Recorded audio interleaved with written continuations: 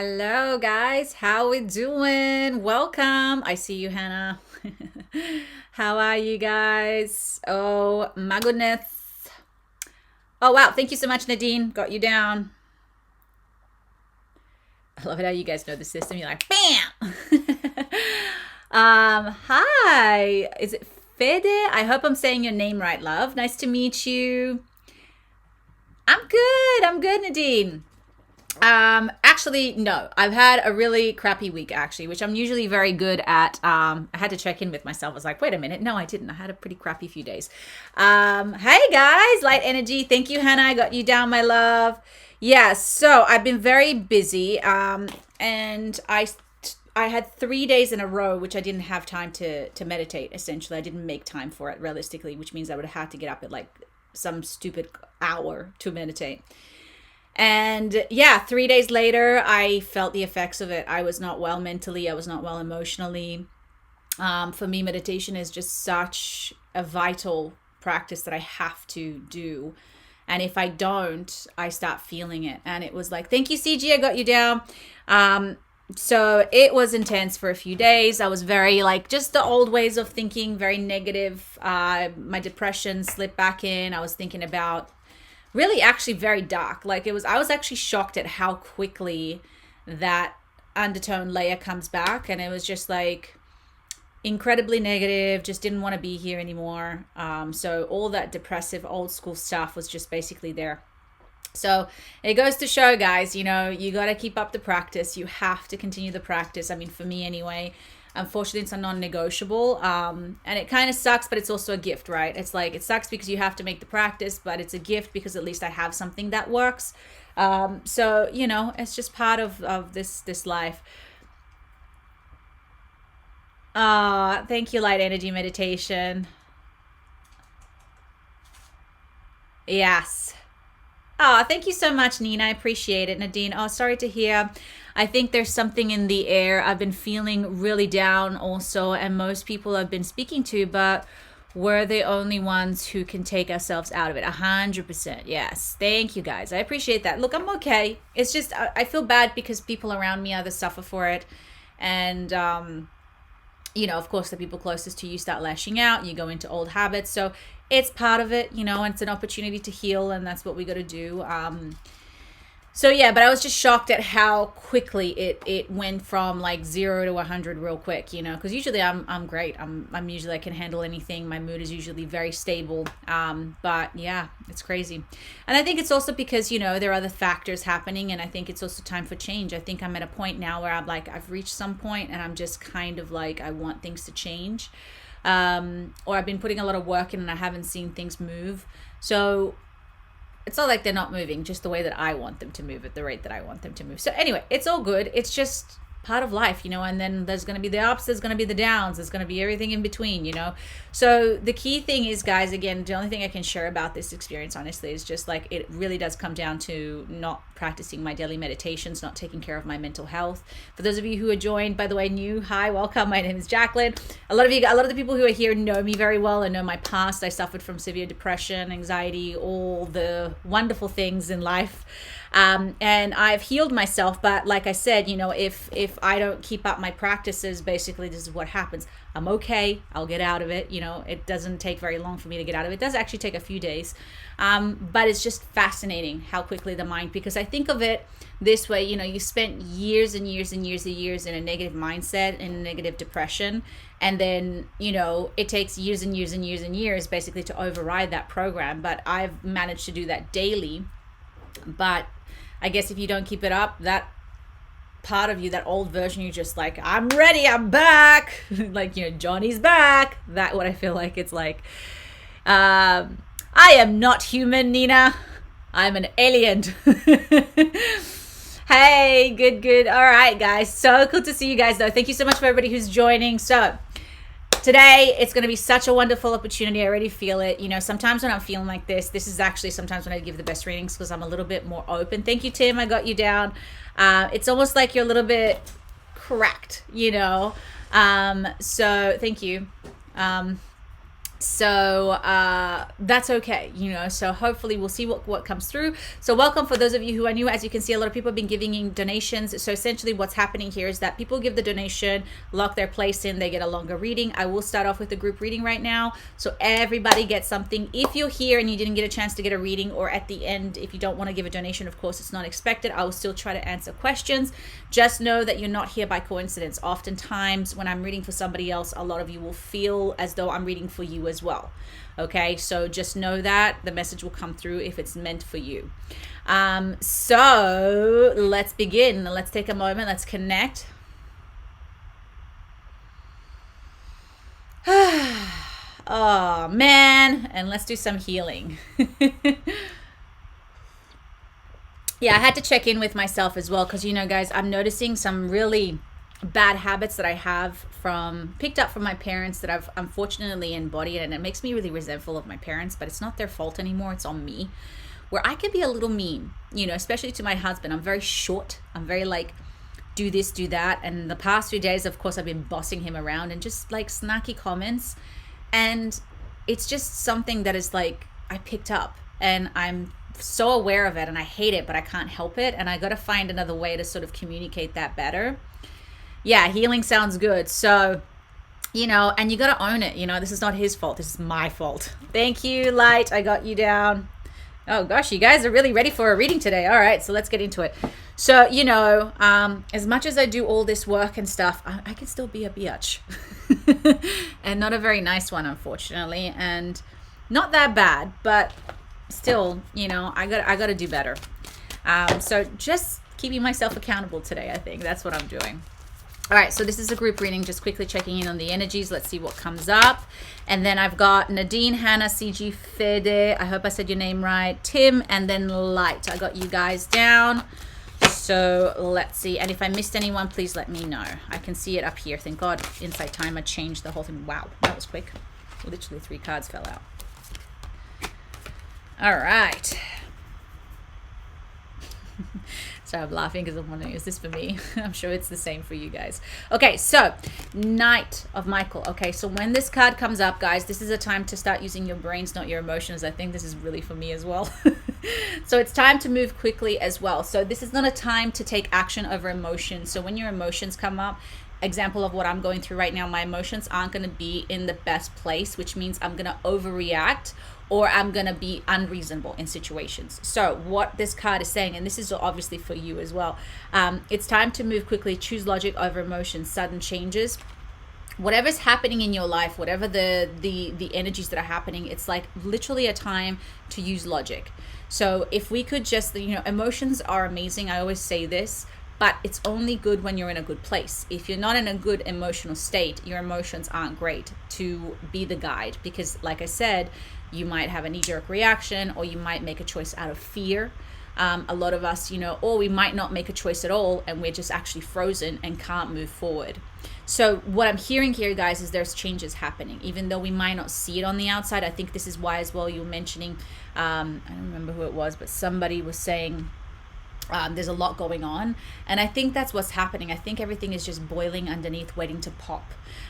So I think there's a bit of frustration here as well, because we're not seeing it. We're not seeing it on the outside, but we're feeling it on the inside. There's like this impatience or frustration, that kind of stuff. I think that's really going on energetically, which is actually helping me, by the way, this reading. FYI, selfish reasons here. So things are going to move faster once things start coming to the surface. So I see new beginnings, guys, big time. Okay, so there's going to be some major changes happening for everyone. New beginnings, new choices, and it could even be like almost like this frustration is necessary in order to wait until the opportunity shows up, because then you're going to be like, all right, I'm done. But again, remember, where you're making that choice from, the emotional state. Try to do it from a place where you've thought of it and really logically set down. Of course, you can't always help the emotions being there, right? But it's more like I know this is the right thing for me, even though I may not feel like I'm strong enough to do it, or I'm afraid to make that leap, whatever it is, but I know I just got to move forward. So big new beginnings, guys, for a lot of us. There's a lot of big changes happening in our lives. This is a major arcana on top of everything else. So essentially what it's just saying is like, this is like, for some of us, it's like a big change in the course of our lives. The next card that I see, it's a Four of Ariel. This is all about energy exchange. So being resistant to change, extreme in how you save and spend money. Okay, also how you save and spend energy. So again, what it's telling you here is that some of you are going to be resistant to this. Some of you are not going to want this change. Some of you are going to think it's a bad thing or see it as a bad thing, again, because of those emotions.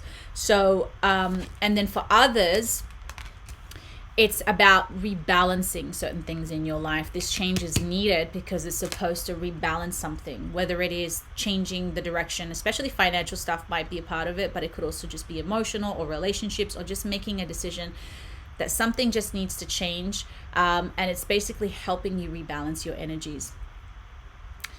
Good, Tim. I knew it.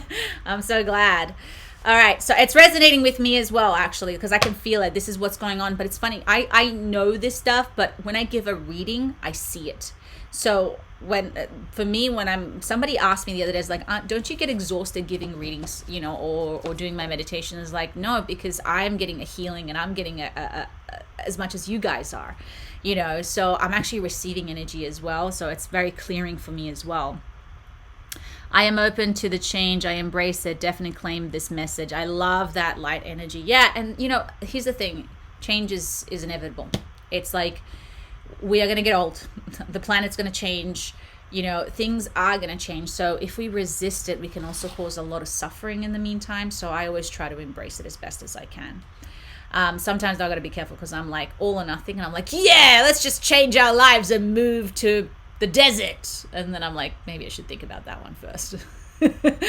All right, so Nadine, you're first, my love. Let's what is your question? So I'm just going to close the energies with everybody. All right, I'm reading for career. As I just let my job and find it hard to stay in any job. I'm convinced I have ADHD and it's affecting me with trying to stay in jobs, and also maybe then just an overall reading. Okay, got you. I feel like the truth of the matter is, guys, until like changing jobs sometimes is not necessarily a bad thing. We've been taught that it's bad. I'm just going to use these ones as well. This one's, is it hot because of my tea, or is it, no, it's hot. Sometimes it's because you need to learn and you need to grow. So we'll see what comes up. But it's not always a bad thing. I mean, I know you want maybe more stability, but it depends on the situation. Let's find out.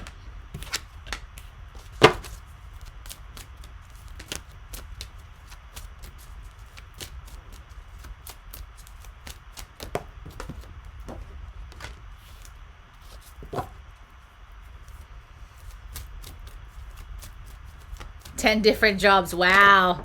That's cool. I mean, listen, if you're also doing something that you're not passionate about, that's not in alignment with you. Okay. So, very interesting. You got 2 cards about children. Now, this doesn't mean you're going to be pregnant, okay? I think the child is birthing an idea, a seed of some kind, planting a seed so that you can birth that into reality. So I think the reason why you haven't really been able to settle down is because really you got to create the job for yourself, something that is really niched towards you. I can work for other people. I'm a very good worker, but I don't want to, and I don't like it. And I don't like people telling me what to do.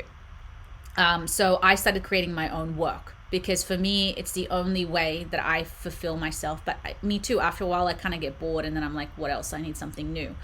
But there is specific jobs, Nadine, that are meant for people like you, especially entrepreneurs are very much like that. They can't stay in jobs for a very long time because they need the extreme energy in order to keep their focus in there. ADHD, again, is not a bad thing. People always think of it as a curse. It's actually not. Again, if you look anybody who's in business, an entrepreneur, a lot of them have ADHD. They just know how to channel that fast-paced energy or that quick mind into something. So what I'm hearing here, it's a good time to give birth to new ideas, situations in your life. I am watching over you, guiding you, and protecting you during these changes. So this is an opportunity for you, I think, Nadine, really to sit down and ask yourself, what do I want? Because I think you're changing this because you don't really know what you want. You're just trying to figure it out through these experiences, which is fine. But at some point, you're going to sit down and ask yourself, who am I? What do I want? And what do I want to create for myself? Now, this can also change, because when we sit down and we do this, we give ourselves so much pressure that we have to fulfill it. And that's it. Once I make up the decision, it's the end. No, you can always change that. But, or a better word, adapt that over time. So there's a few things that I would recommend when you're looking for the job. And sometimes when you become clear, the job also comes to you, or you create the job for yourself. So for instance, you can sit down and say, okay, what do I need from a job? Okay, for me personally, I don't want to work in an office. I don't want to work for somebody else. And again, we sit here and they're like, that sounds so crazy and so unreasonable, right? Because it's like, that is insane. How could you ask for these things? And I'm like, well, that's what I do though. I like a job that changes, that has some kind of changes environment, changes situations. I like to make my own schedule. I don't mind working long hours as long as I'm working within the job that I like. I want a job where I can get up at the time that I want to, and I can go to sleep at the time that I want to, for the most part. So you see where I'm going here? I like something that is within spirituality. I want something that's within creativity. So these are the things that I know that I like about myself, right? So you don't have to have all the answers, but some things I'm sure you have an idea. Also, I'm not doing a job anymore that pays less than $50 an hour for me.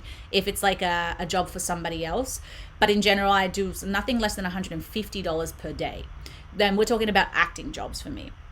So I have put myself certain standards, which eventually are going to change, and I'm going to upscale those things, right? So I'm just letting you know what I do to plan. Yes, I always think of something I could create, like maybe self-employment. And a couple of months ago, I've started showing up cycling and planning it goes somewhere in the future. Yeah. And here's the thing, building a business takes time. But you got to start directing your energy and understanding that, because again, as long as you're kind of like, I'm going to try this, but I didn't like it, I want here. It's like you're lost. You know what I mean? So you can figure it out. But the point is that they're saying you need to start planting that seed. So know yourself, get to know yourself. Who am I? What do I like? I know I like to be a boss. That's why I'm Bossy Boots. Okay. I like to teach. I like to be a leader. This comes with consequences, of course. You know, we have all these pros that we're thinking of, but you got to also then understand the cons to this. So when I say things like, you know, I don't want to work for anybody else, that means I don't have security in income. When I say that I can wake up whatever time I want to get up, the reality is of it, I'm getting up at 6 a.m. every day because I want to work out and I have a schedule and I have a routine, but I'm okay with that. Some days I can choose to sleep in, like today, which I never really sleep in anyway, but whatever. What else is it like? You know, there's so many cons to this, but I'm okay with those repercussions. I can handle those repercussions over other things. So again, what I'm hearing here is you got to really start honing down. And with business, you're going to try something for a while. It may or may not work out. But the point is, the final message for you, Nadine, sorry, my nose is starting to get itchy. We know how that goes. Do not give up. Keep going. So the point is, what I'm hearing here is you just got to focus on figuring out what it is that you want to do. And there might be failures through that. But the point is, all right, I'm going to try this. Didn't work. Okay, let's try something else. The point is, don't stop giving up, because what I'm seeing eventually, it's going to make sense and it's going to find you.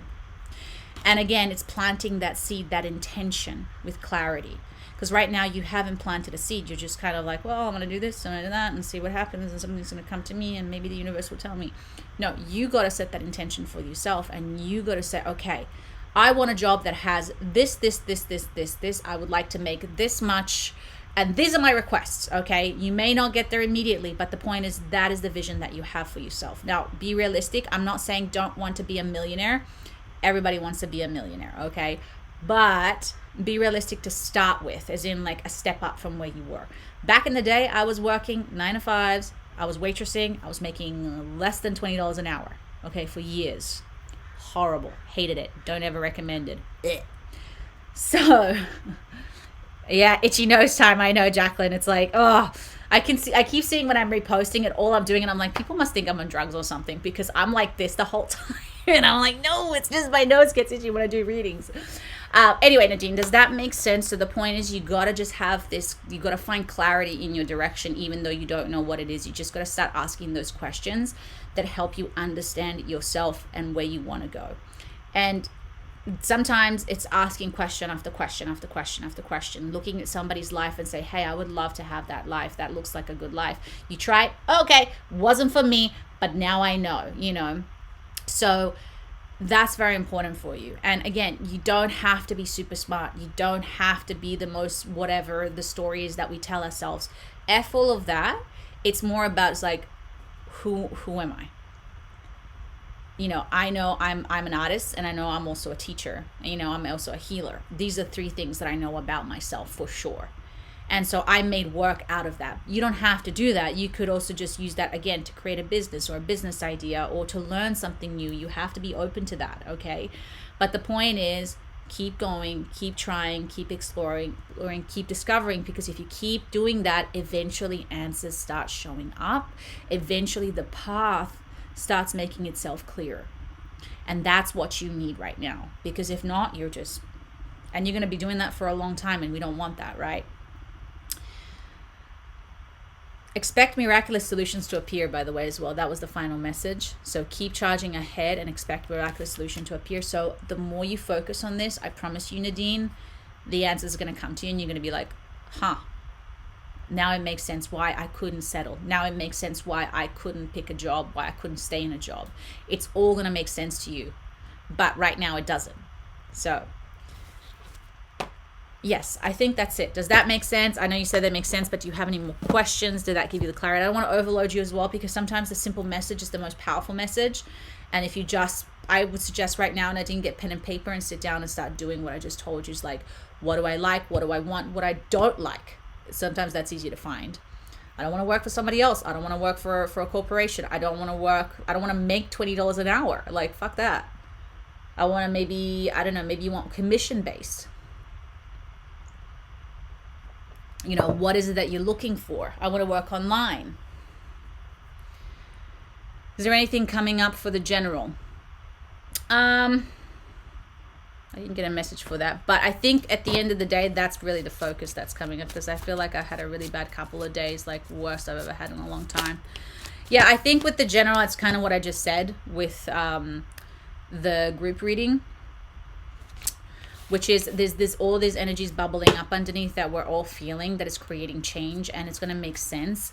But right now, and the first card that came up for you is gentleness. You got to be gentle with yourself right now, Nadine. You're not sometimes when things don't go our way, we end up defaulting back into things that aren't really serving us, So what came up for the general right now, be very gentle with yourself at this time. Surround yourself with gentle people, situations, and environments, okay? So this is not a time to put yourself in the wolf's mouth, in the sense of around people who are going to criticize you, be mean, the people who are going to take you down the wrong path. This is really a time actually of reflection. There's a spiritual lesson happening right now for you. I'm bringing you esoteric information and symbols and helping you understand the spiritual truths. So when things are going wrong, oftentimes it's because the universe is trying to show us something. It's trying to tell us something. It's trying to say, hey, something's off. Yeah. This is the opportunity to do the healing work, to understand what you can improve, to really refine certain things. Like I said, for me, the 3 days that I didn't meditate, it's not worth it the way that I feel. Like if I have to get up at like 30 minutes before to do a meditation, I'm going to have to do it. There's just no compromise here anymore. So these are the things that I refine. Like I'm really understanding the importance and the value of my practices. So for you right now, it could be like things aren't working out. There's this frustration because maybe deep down there's a lot more to you, and things that on the outside are just not aligning for you. And so that can be incredibly frustrating. It can make you feel like you are very powerless. And the spiritual lesson behind this is that it's time for you to take the reins, and it's time for you to do something about it. Because sometimes we have to get into the place where we're in so much pain that we're finally like break the energy and we're like, fuck it, I don't care anymore. I'm going to do something about it now. So that's what I'm feeling right now for you. And that's the lesson behind it, because they want you to be take more action, really sit down and reflect. And through that reflection, take those risks, Because at the end of the day, you got nothing to lose if you really think about it, right? If you're already miserable, that's the beauty about being miserable, guys. This is one of the biggest lessons that I learned from being depressed and in pain. It's like, when you're already suffering, you got nothing else to lose. It already sucks. So, I'm like, it can't be any worse than what it is right now. So, for me, whenever I'm in that place, that's when I usually make the biggest changes, because I'm like, I don't care. I got nothing to lose. It's worth the risk for me. So that's kind of what's happening, is like, notice what can you do in these situations instead of sitting there and feeling sorry for yourself, which I'm not saying that that's what you're doing, but that's what I sometimes do. I start thinking about, all right, how can I change things? Because this is not, I'm no victim. I'm not going to let this be. Okay? So, does that make sense? I know you want, I've been pulling myself today to go to the gym. Amazing. And movement is a big one. Cut my ex out again that I have an anxious attachment to. See? But you see what I mean? If you didn't feel bad, you probably still would be with your ex, and you would probably, maybe you would have gone to the gym, maybe not.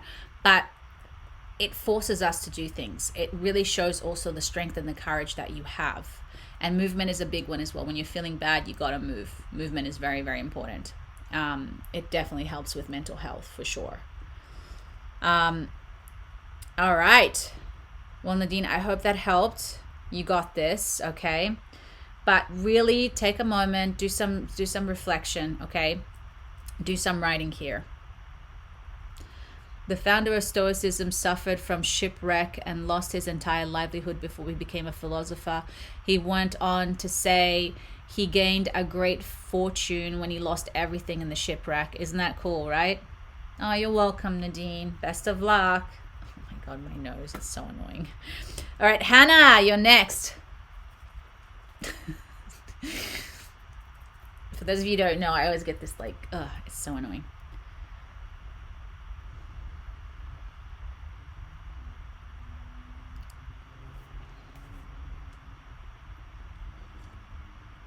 Yeah, I have a friend right now who's going through this. She's losing, and she might be losing everything, like her house, and yeah, it's intense for her. And I always remember that as well, guys. Just when you guys think you're having a hard time, trust me, there's somebody else there. It doesn't help your situation in that sense, but it can help you put things in perspective. Was that English? Yes. Perspective. I've been doing an American accent today, so I'm kind of confused in my own accent. All right. Hannah, I'm assuming you're typing. I'm like in a rush, but I'm not in a rush because there's so many of you. I want to make sure I get through everybody. Hope you guys are not in a rush yourselves. So, so while Hannah's typing, there's like a friend of mine who, she can't work because some health stuff is happening and her industry is dead right now, so she doesn't have any work. She's got a mortgage and she tried something else, which is doing okay, but isn't really bringing in the money that she needs. So she's in a really tough place right now. So it's always interesting to watch other people go through it, but she's handling it like with grace, honestly. Hey Carla, good to see you. I don't have a lot of time today, but I would like a general reading. I'm turning 40 tomorrow. Happy birthday. And I'm hoping for some changes in my life, maybe even some romance, as it has been a long time since my last relationship. I met someone that I like, but I have been hesitant to move forward because of my traumatic past relationship and the life I have built for myself and my children since leaving the last one. Okay. Well, yeah, Hannah, you also just finished that court case, right? So naturally you're kind of fresh, you know what I mean? Like the wound is kind of a little bit cracked open. But we got to be careful and not projecting our past onto new partners, although sometimes it can also be a good defense mechanism. Here's the question for you, Hannah. Have you ever seen any red flags with this new person? And you got to recognize the red flags, right? Because if you have, then that's a good thing to be careful. But if you haven't, then again, like I said, just be careful not to project your old relationship onto new ones, because it shuts you down, and it makes it harder for other people to want to take that leap with you. But let's see.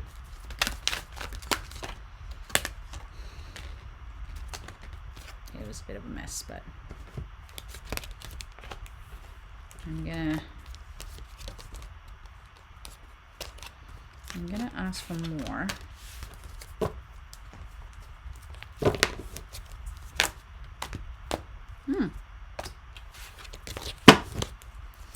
Hey, Jamie in the house. Welcome, mate. How you doing?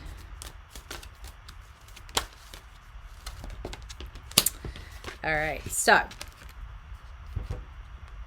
you got the Fool card, Hannah. So the Fool card, really what I'm hearing here is that you got to start taking a chance, okay? You can't keep holding on to this past situation, which I know it's extremely traumatic. But the problem with things like this is that if we keep allowing our past to be in our present, we can never step fully into the future. I kind of like that one. It came to me in the moment, but I was like, that's kind of deep. So I cannot repeat it. So hopefully you guys got that one. So what I'm hearing here is you got to start taking a chance, Hannah. You got to really like try something out of your comfort zone. I don't mean like fully jump into something, but you got to start making those changes that you know you're ready for, and you're just not doing them because of this fear, this thing with your past. It's like, what if it happens again? What if it doesn't though? You know what I mean? And so when we hold on to this fear and this insecurity, and I know it's so traumatic because I've been there myself, but it's like you're giving that person power still today, you know, and again, I know it's easier said than done, but the only way to be free of it is to really let it go. And the only way to let it go is to move forward, you know, because you're not moving forward because you're still holding on to that fear and that energy. It's still in your present, right? So spontaneity, taking a chance, being a little bit foolish for a time. You know, I think because of course you have children, I've been going through so much lately, like there is this, like, I'm always careful about my actions, everything I'm doing, I have to think it through properly. Somebody else said similar thing to me. That's a synchronicity right there. Okay, so that's not a coincidence, right? That I'm here telling you this and then somebody else told you that. It means that the universe is telling you something, right? But guess what came up? New love energy. So there is an opportunity for love, Hannah. There is an opportunity for you to open up your heart and experience love again. But that's where you're at right now, okay? But you're trapped, okay? So you're trapped and it's all in your mind. Yeah. Oh, and you love birthday girl. I love that. But you see, your ego, okay? So the ego, internal politics, okay? So this card is so very clear, right? You got all of these fears, and the sword is usually to do with mind, right? So it's all in your head. Nothing of this fear that you're experiencing is actually happening on the outside. It's not like there's a tiger in the room or a relationship that is threatening. All of your fears are in here, which they're justified, but fear is false appearance appearing real, right? So for you, it's so real because, of course, your ego, your identity is trying to protect itself from happening again. It's normal that we do that as humans. But again, the cards are very clear. You got to take that leap of faith. You got to try. And here's the thing. Sometimes when we open up, we think, oh, well, once I open up, that's it. It's like, no, if you open up, you move forward and you see a red flag, you can always go back. But you have to step into it fully. You can't just have like one foot in and one foot out, especially when it comes to relationships, because the person can feel it. You're not fully committed. Why would they fully commit to you?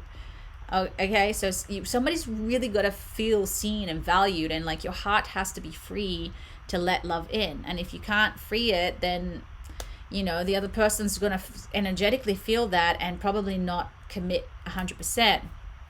So this new love is there for you, but you got to open up, you got to take that leap of faith, and you got to stop allowing the past to dictate your present, okay? You got to let go of these mental fears.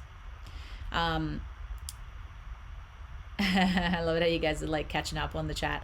So does that make sense, Hannah? So I mean, and again, I know it's easier said than done. I totally get that, but that's life. It's like we've got to take those chances. And again, if you haven't seen any red flags with this guy, or girl, whatever you're into, you haven't seen any anything that has like really like especially if you don't have any evidence, then why are you holding back? What is it that's really holding you back? And it's yourself. You know, it's the fear of making a mistake. It's the fear of choosing wrong again. It's the fear, and it's like, but that's also part of life. You got to trust yourself enough to know that if there is anything from your past that shows up, it will make itself obvious. And when it does, walk away. I sort of feel like I have forgotten how to flirt. Well, you know, yeah. I don't know. I think it's just a natural thing that happens when you like somebody. I think it's just when you make yourself vulnerable around somebody. And time to go back to school. I love that, Carla. Imagine if there was like I think an online course, how to flirt, how to learn how to flirt again. They'd probably make a lot of money. Maybe I should start it. I don't know. I got to figure that one out. But, you know, it's making yourself vulnerable again, essentially. And just like, you know, being flirtatious requires some level of fragility, right?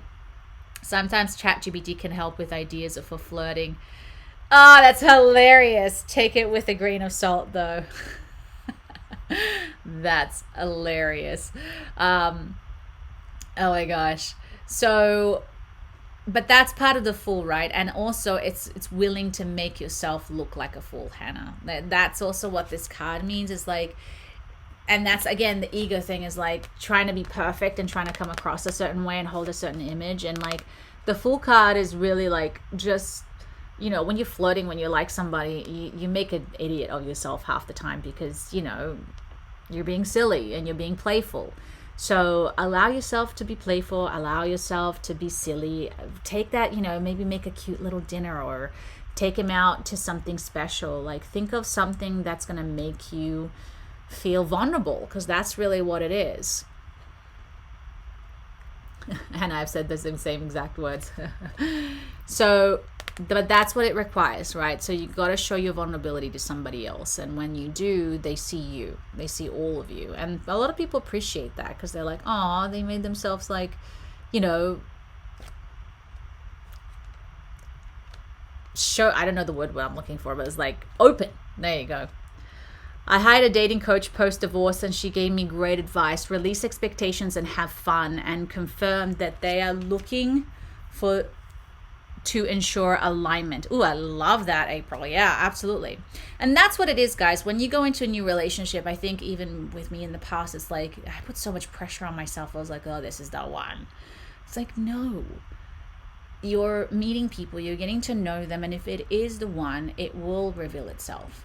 But sometimes it is what it is. It's just getting to know someone, getting to grow, getting to have an experience. It doesn't have to always be this life-defining, life-changing moment. You know what I mean? So, you know, when I met my husband, I wasn't expecting anything. I'd given up on, like, I was just like, not giving up, but I was like, I don't care if I get married or not. I don't care if I'm in a relationship or not. So not having that expectation took a lot of the pressure off. And then of course it made it easier for us to like get together, because it's like there was no pressure, there was no like anything there. So does that make sense, Hannah?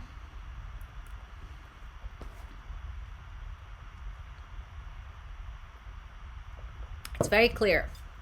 You know, I'm married almost 20 years, and I promise you it wasn't flirting that's kept us together. We're both total nerds. I love that, Carla.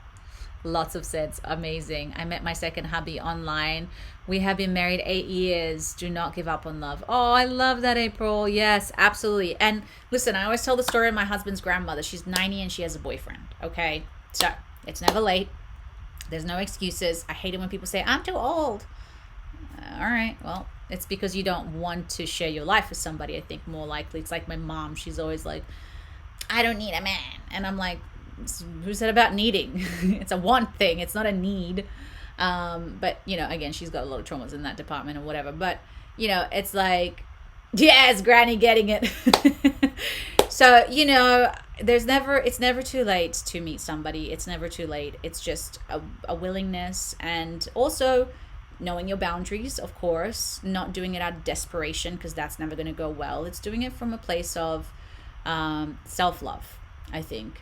You know, for me, the self-love practice in love is the greatest practice ever. And that's how you're really going to find true love, in my opinion. Humble opinion. I've only been married for like 3 years, so give me some time. Go grandma. Yeah. So do you have any more questions, Hannah? Do you feel like that was clear? Yasmin, thank you so much for the question, love. So right now I have 4 people in line who've given donations. If you want to stick around or come back later when I'm towards the end, I can give you a reading. It's just that I got to go through because everybody gave donations and locked their position in, but I'd be happy to help you, my love.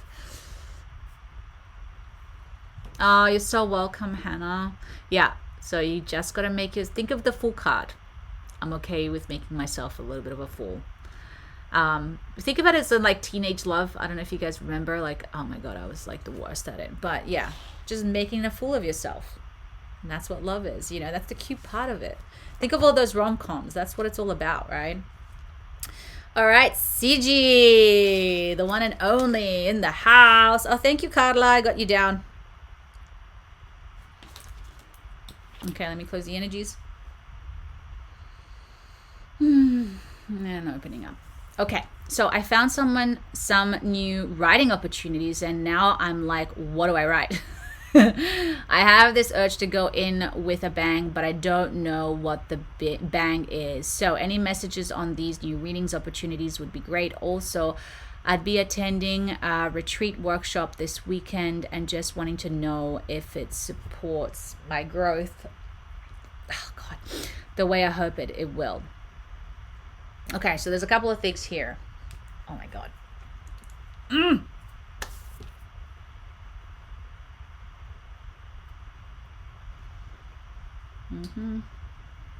So this one wants to come out. So,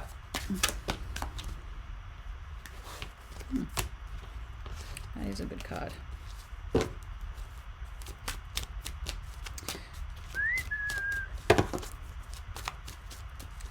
Give me 1 second. Let's get all the cards out.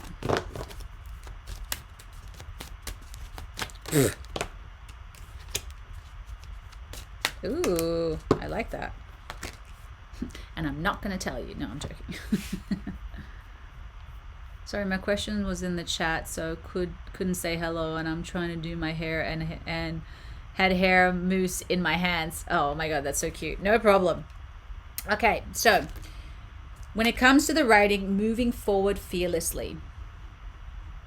Sorry, I just found rat droppings underneath my desk right now. So I was like, ew. For those of you who don't know, I have pet rats, not like wild rats. Just FYI, because that could sound really wrong. Okay, so a couple of things when it comes to writing. Okay, so you're getting the motivation, you're getting the power.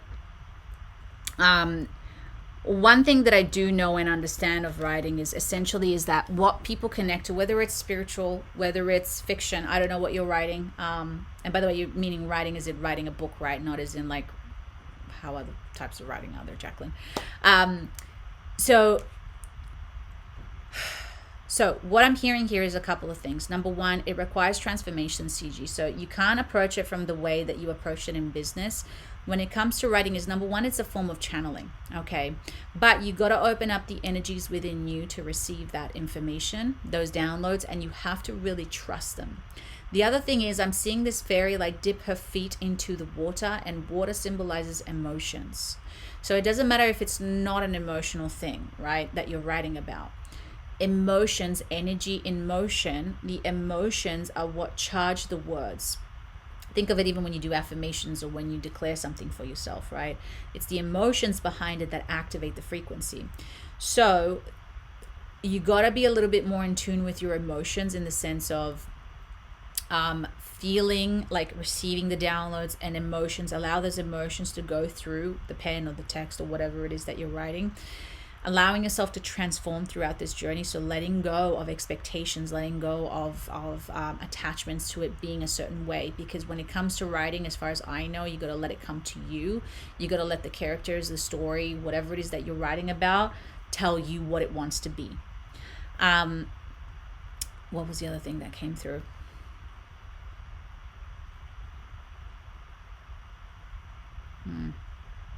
It'll come back, I guess. I lost it. But good thing is I do see financial flow. Okay, so I don't know where this opportunity, what it's what it is, but I see this is activating energies within you, and it's activating some level of financial flow, CG. So this is really good. I do see in general like more money coming in for you through some new source as well. And I do think it's also related to the retreat that you're going to. That's what it was. Okay, so with the writing as well, you got to be fearless. And really what makes an amazing writer is that what they do is they show writers at the end of the day, what they're really doing is showing parts of themselves that nobody has really the strength or the power to show.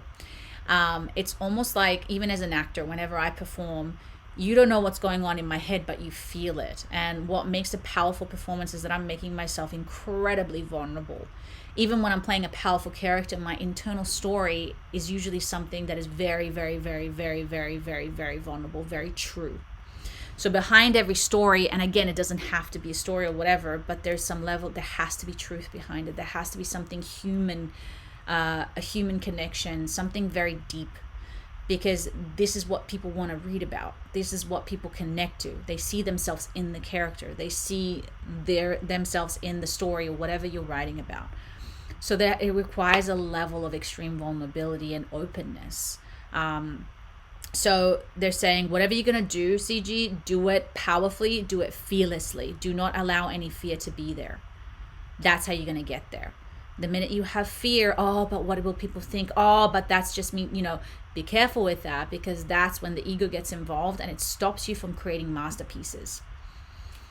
So again, we got this financial flow coming in, new energies coming in. I also see this as downloads. Okay, so I see yourself as well when you're right. If I were you, you don't know what you're writing about, because also you're not allowing it to come to you. So one of the things that you can do is sit in front of pen and paper, sit in meditation, quiet, and then just invite it.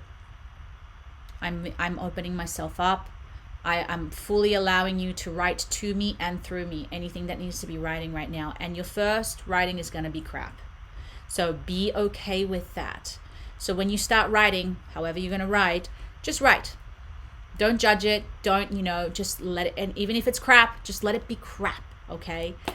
Because again, every professional writer, they'll tell you this. It's like when they first write, it's going to be crap. It's not going to be good. That's okay. That's why you go back and you fix it. But you got to start writing. If you don't start, you're never going to get there, okay? And then you allow the fear to get bigger and bigger, and then you're never going to get down to writing anything. So you have to overcome this is ugly, this is bad, this is stupid. All of that, the only way to do it is just by doing it and writing bad work. But I promise you, there's it's in there. And again, let it channel to you and through you. So like you're not even writing it, you're just letting it being written for you. So there's a part of surrender which makes it easier then to write. Now, when it comes to the retreat, I do see you making a lot of new friends. I do see also transformation. So I love this card because she's like this, like a fairy, just in like having fun. So I don't know what you're seeking from this, but I do see a transformation happening in this retreat for you, CG. Like really like blooming outside of the cocoon, I guess is the word that I'm looking for. But I also see you making new connections as well, which is great. But the transformation is the most important thing here. So I don't know what you're seeking to transform or what you're seeking to achieve, but there is going to be a transformation within you. So that's the most important thing. And again, I do see this abundance flow, okay? This new energy shift within you, which is probably also related to this. It's like energetic upgrade and allowing yourself to receive more energy, to give more energy. So there's this like exchange, and again, it could be financial exchange, but it's definitely a good thing. I'm just seeing if anything else is coming through. Yeah, no, that's it. So do you have any more questions? Because I feel like that's everything that came through.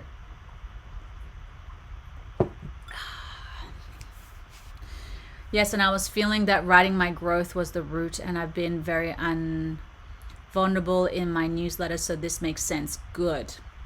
This is very confirming. This is so beautiful. Thank you for this message. God, I'm always glad to have good messages. I'm very excited. I'm very excited for you. This is a great change. It's a new thing for sure. It's a new journey. Align to receive all the blessings coming your way. Yes, please. Hi, Zainab. Nice to have you here. Welcome. I hope I said your name right. All right, my love. Well, CG, you got this. I'm excited also for this new retreat. It's going to activate something. So who's next? Fede. Welcome. I think I haven't had you here before.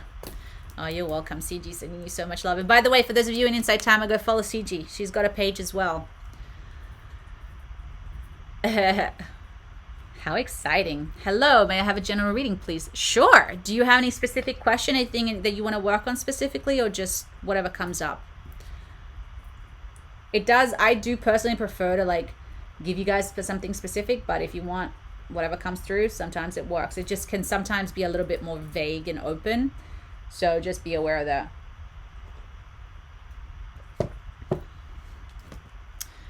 Yes, I am new. Health and relationship. Okay, let's find out. In the meantime. Oh my God, my nose. I will never enjoy this part. Okay.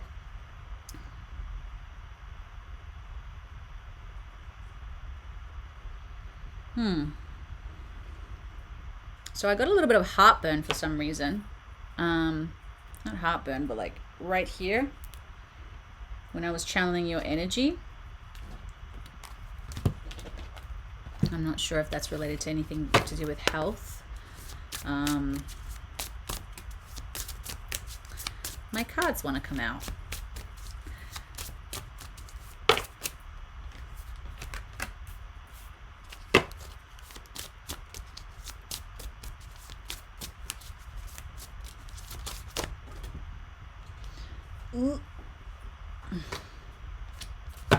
Okay. I'm gonna get more cards just because I don't know where the sassiness came from just then, by the way. That was funny. I was like, Okay, good. Wow, all right. Hello. Michael's in the house. Anything else? I'm sure we got one more card. Ooh. Oh my gosh. All right. So, my dear, as far as relationships, I got the Temptress. So there's a couple of things here. I don't know if you're in a relationship or dating, or if you want a relationship, but what I'm getting here is like, it's interesting. This card is often about tapping into your primal needs, but it can also mean that you're attracting a certain type of man that is just looking at the physical and not so much at the depth of like a relationship. So it's almost like a mermaid and sailor kind of thing. It's funny because with mermaids, they always want the one true love, or they just kill them, one or the other. So I'm just trying to connect to this frequency here. The mystic modes are deep, intense, and untamed, wild, mystical, and primal. Have you been listening to your primal needs and desires, or have you been ignoring them? It's time to dive deep into the depths and the shadows, reconnecting with your sensuality and embracing your true self-expression. Free yourself from limitations, awaken your wild nature, and let your soul flow freely. And I'm trying to, because it could mean many things, but I kind of feel like I'm just going to have to go, because you haven't given me much. I'm going to have to go on what I'm seeing. Again, there's these two, it's like these two polarities that I'm receiving. One of them is like, you need to be more in touch with your primal needs. But on the other side, I'm feeling like, it's almost like I feel like you think you are in one way, but it hasn't been aligning you with what you truly desire and want from a relationship. And so it's creating relationships essentially that aren't fulfilling in a way, or that aren't really in alignment with like the family, maybe, if that's what you want, or the marriage, or whatever it is. So when I'm talking about deep into your primal needs, I'm talking about like the needs of love that you truly desire. And I always say this, when you want to manifest true love, what are your needs? And I'm not talking about desperation needs. I'm talking about your primal needs. So for me, for instance, it's like safety, honesty, consistency. showing up for me. Okay, these are things that I need from a partner in order to feel loved and fulfilled. If a partner cannot do that for me, then unfortunately I don't always feel fully loved or seen or secure in the relationships, and it can make me act out in ways that brings out a lot of my dark side, my shadows.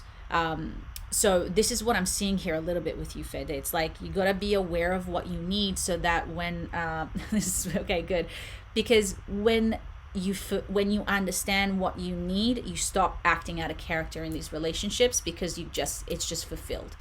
For instance, like, what was it that Teal Swan said this, which I always thought was very interesting, which defined it very, very clearly. It's almost like, if you're the type of person that, for instance, like, time is important, like I have a lot of abandonment issues. So if a person isn't present in my life, doesn't mean you have to be around me 24/7, but if you're not present in my life and I feel abandoned, it makes me a total asshole.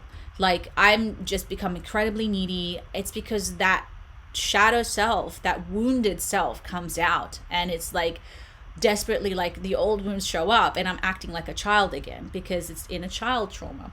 But if you have a relationship with that person fulfills that without trying, it's just like my husband's always around, and it's like, he works weird hours, so we hang out in the morning, and I'm usually busier than he is, but he's always there, he's always available.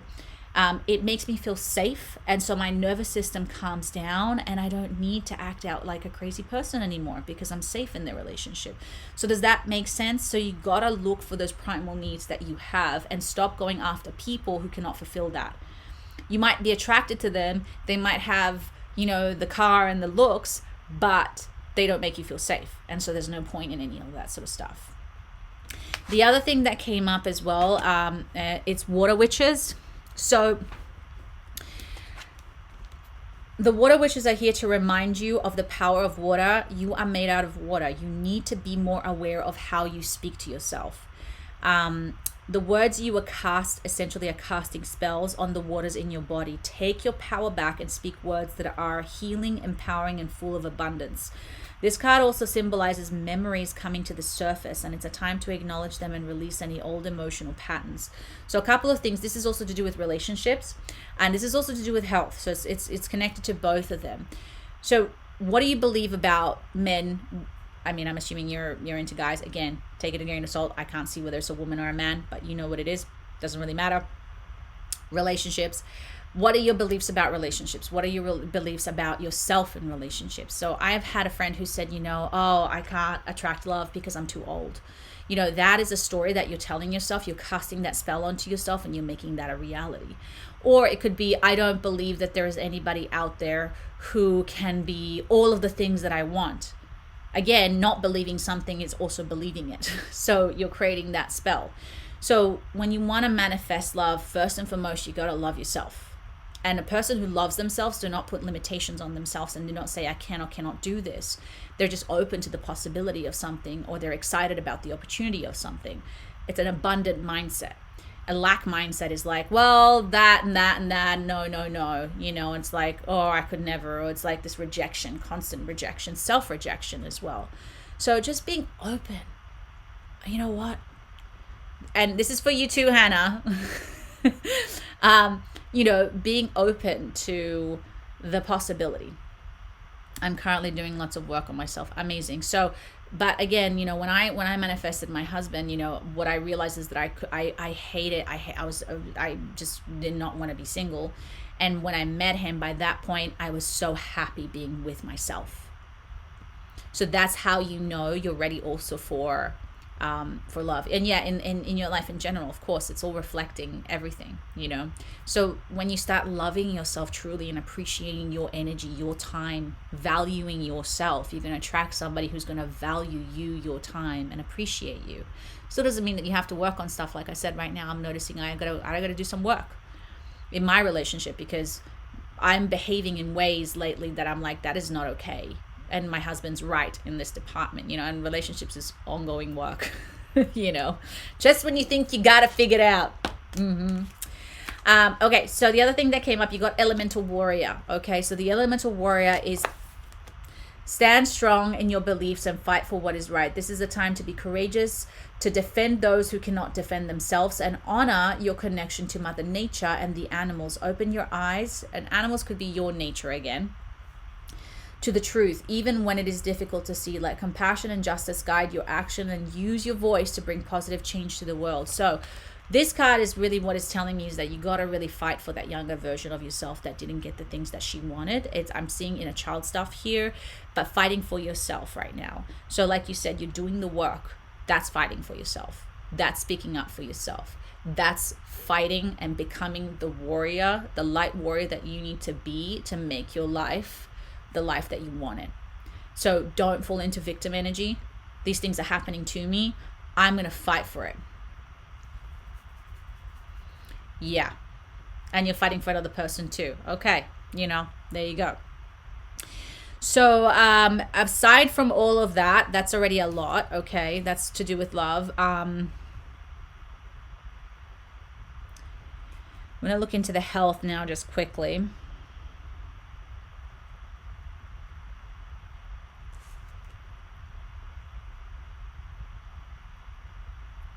I don't really see anything to do with health. I'm seeing more like just opportunities and stuff. The only thing is like you got to rest a little bit more. Like your nervous system is like your chakras, rebalancing all your energy centers.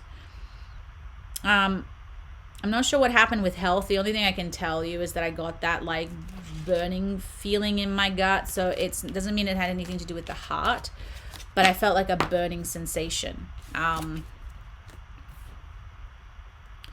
So I don't know. It's more like in the stomach area, like around here. So I don't know what that means necessarily, but what I do feel, it's to do again with the nervous system. So the only thing I can tell you is just be aware of your nerves. You got it right. Major health event, heart related, So nervous system, I'm just hearing nervous system. Okay, so rebalancing your chakras is going to help a lot. One of your chakras is really off, and I'm seeing your base chakra more than anything else. So it's almost like blocking all the other energy centers, and it's making you feel really unsafe. So that shoots your nervous system, and that affects a lot of the heart chakra as well, because if you don't feel safe, it gives you anxiety, and then if it gives you anxiety, you can stress out, and then it's just like this one thing on top of the other.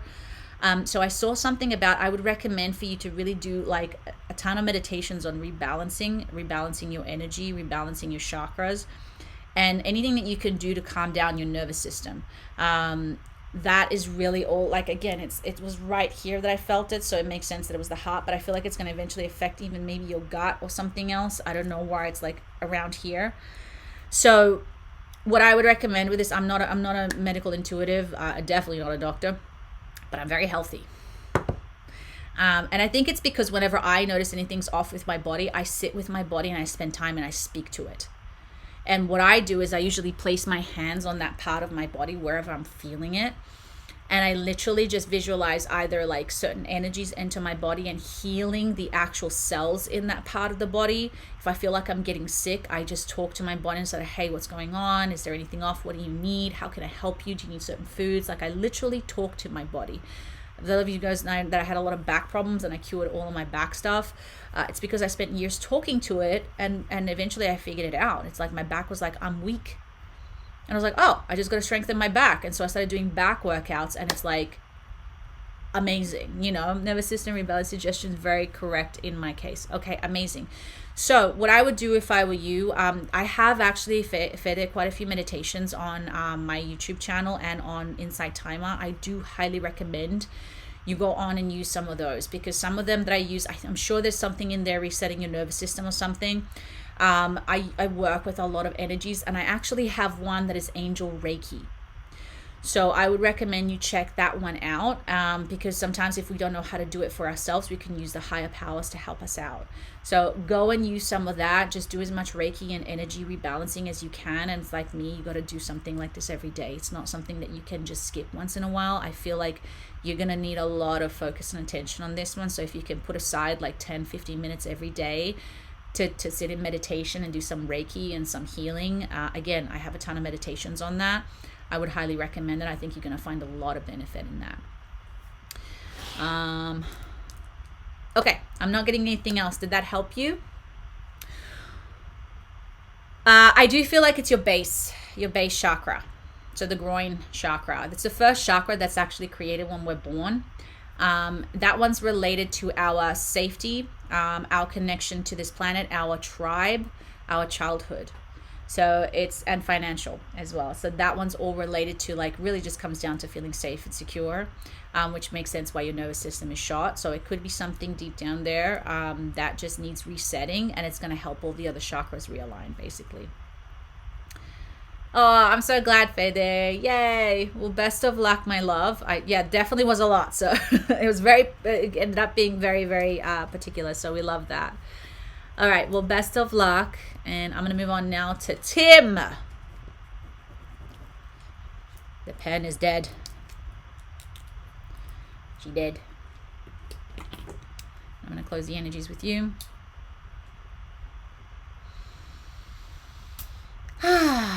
All right. And then I've got Light and Carla. Almost to you guys. Thank you guys for hanging out and being patient. I know you're hanging out and just waiting, so I appreciate that. But I'm sure you're getting something out of this anyway, so that's the most important thing, right? And hi, everybody who's here and hanging out, by the way. I see you. I have an update on the coffee girl. Ooh, kind of. I met a different girl on Facebook dating, and we vibed immediately. Everything clicked so easy, and I felt like the universe sent her to me. See? So what's your question? Is there a new connection with this girl?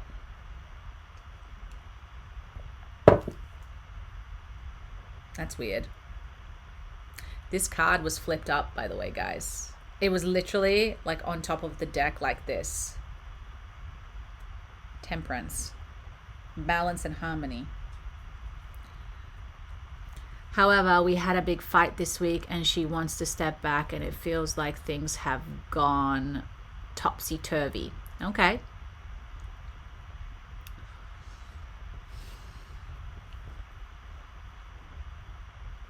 So my question is it too soon for me to move on now? Well, girls like men to fight for them, just so you know, FYI. Relationships do require, this is unsolicited advice from me. I personally don't like it when my husband doesn't fight for things or doesn't try.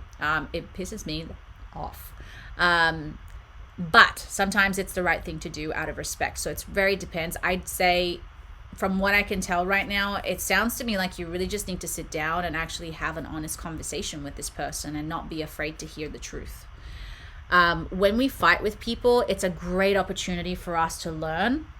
And from there, Tim, especially because you're in a place where you're attracting love. So that's a good thing, whether it's this girl, whether it's another girl, whether it's something to learn from here. But I would really take advantage to learn from this situation, because you guys had a fight, right? And takes two to tango in fights. But oftentimes when you fight, maybe she felt something from you. This is what I'm getting, that obviously pissed her off, or I don't know what happened. But the point is, you don't want to bring that next into your next relationship. And it's also like asking the person directly, what do you need from me right now? Do you need me to step back? Do you need me to step up? What is it that I did that I could have done better? Honestly, and you don't have to ask her directly, but honestly, that is such an incredible opportunity to have a mirror, because when you find that girl, you want to be your best self. You want to walk into that relationship as your most clear and healed and empowered version of you, right? But that requires accountability. And again, might have not even been your fault. It's not the point. The point is like, how could I handle the situation better? Nose. Okay. Sorry. Competing goals, bothersome, detail, conflict with others. Yeah, I don't make this stuff up, you guys. Like, the cards are just amazing. So yes, there's been definitely, you guys clash. It's just clash of personalities. And again, sometimes doesn't mean necessarily that anybody did anything wrong. You meet somebody, you click, everything's great, and then it's just not, and that's okay. That's relationships, you know what I mean? So I'm laughing because they're so clear. It's just like, it's so amazing how sometimes they're just like, here's the answer. The end of a phase or a situation, spiritual transformation, time to move on. Yeah. However, just because you're moving on from a relationship, it doesn't mean that you have to, again, like I said, I know Tim's laughing. Yeah, it's probably not going to work out with this person, because honestly, what I'm seeing is you guys' personalities just really clash.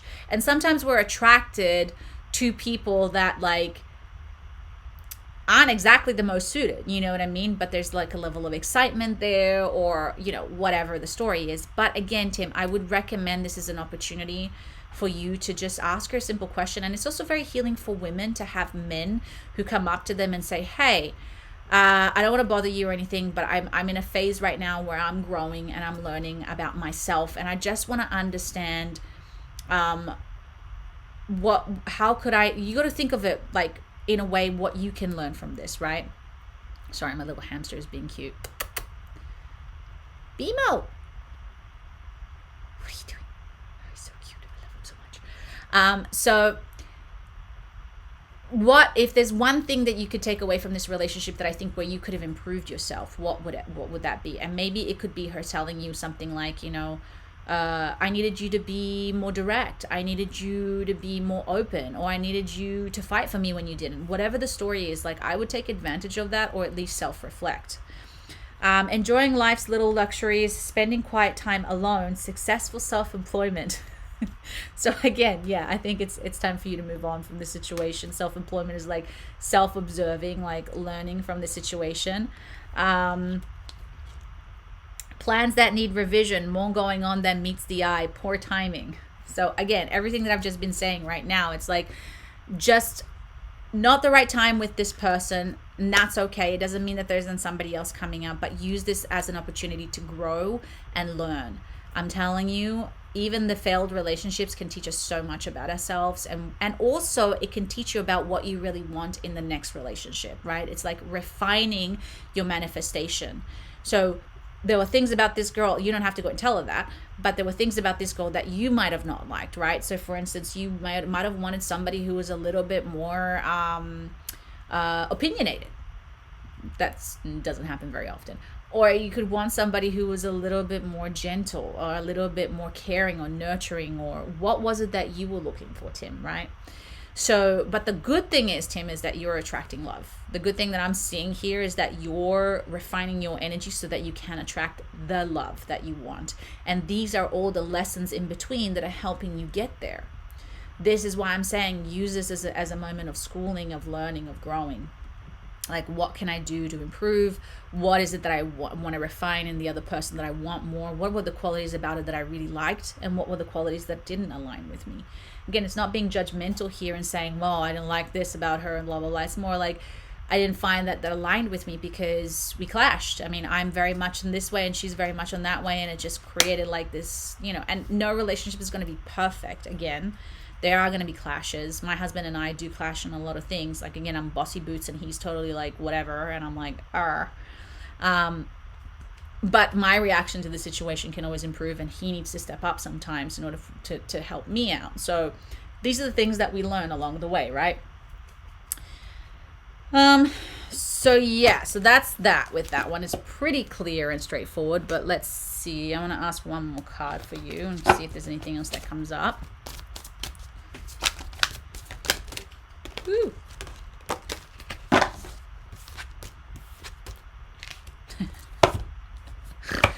Okay, so the card that you got is time to make a decision. Be clear on what you want, Tim. And then take action. Need to detoxify. She taught me a lot already with the month and a half we've been together. It clicked so fast too, so I was surprised with that. And now this week it just feels off. There's that.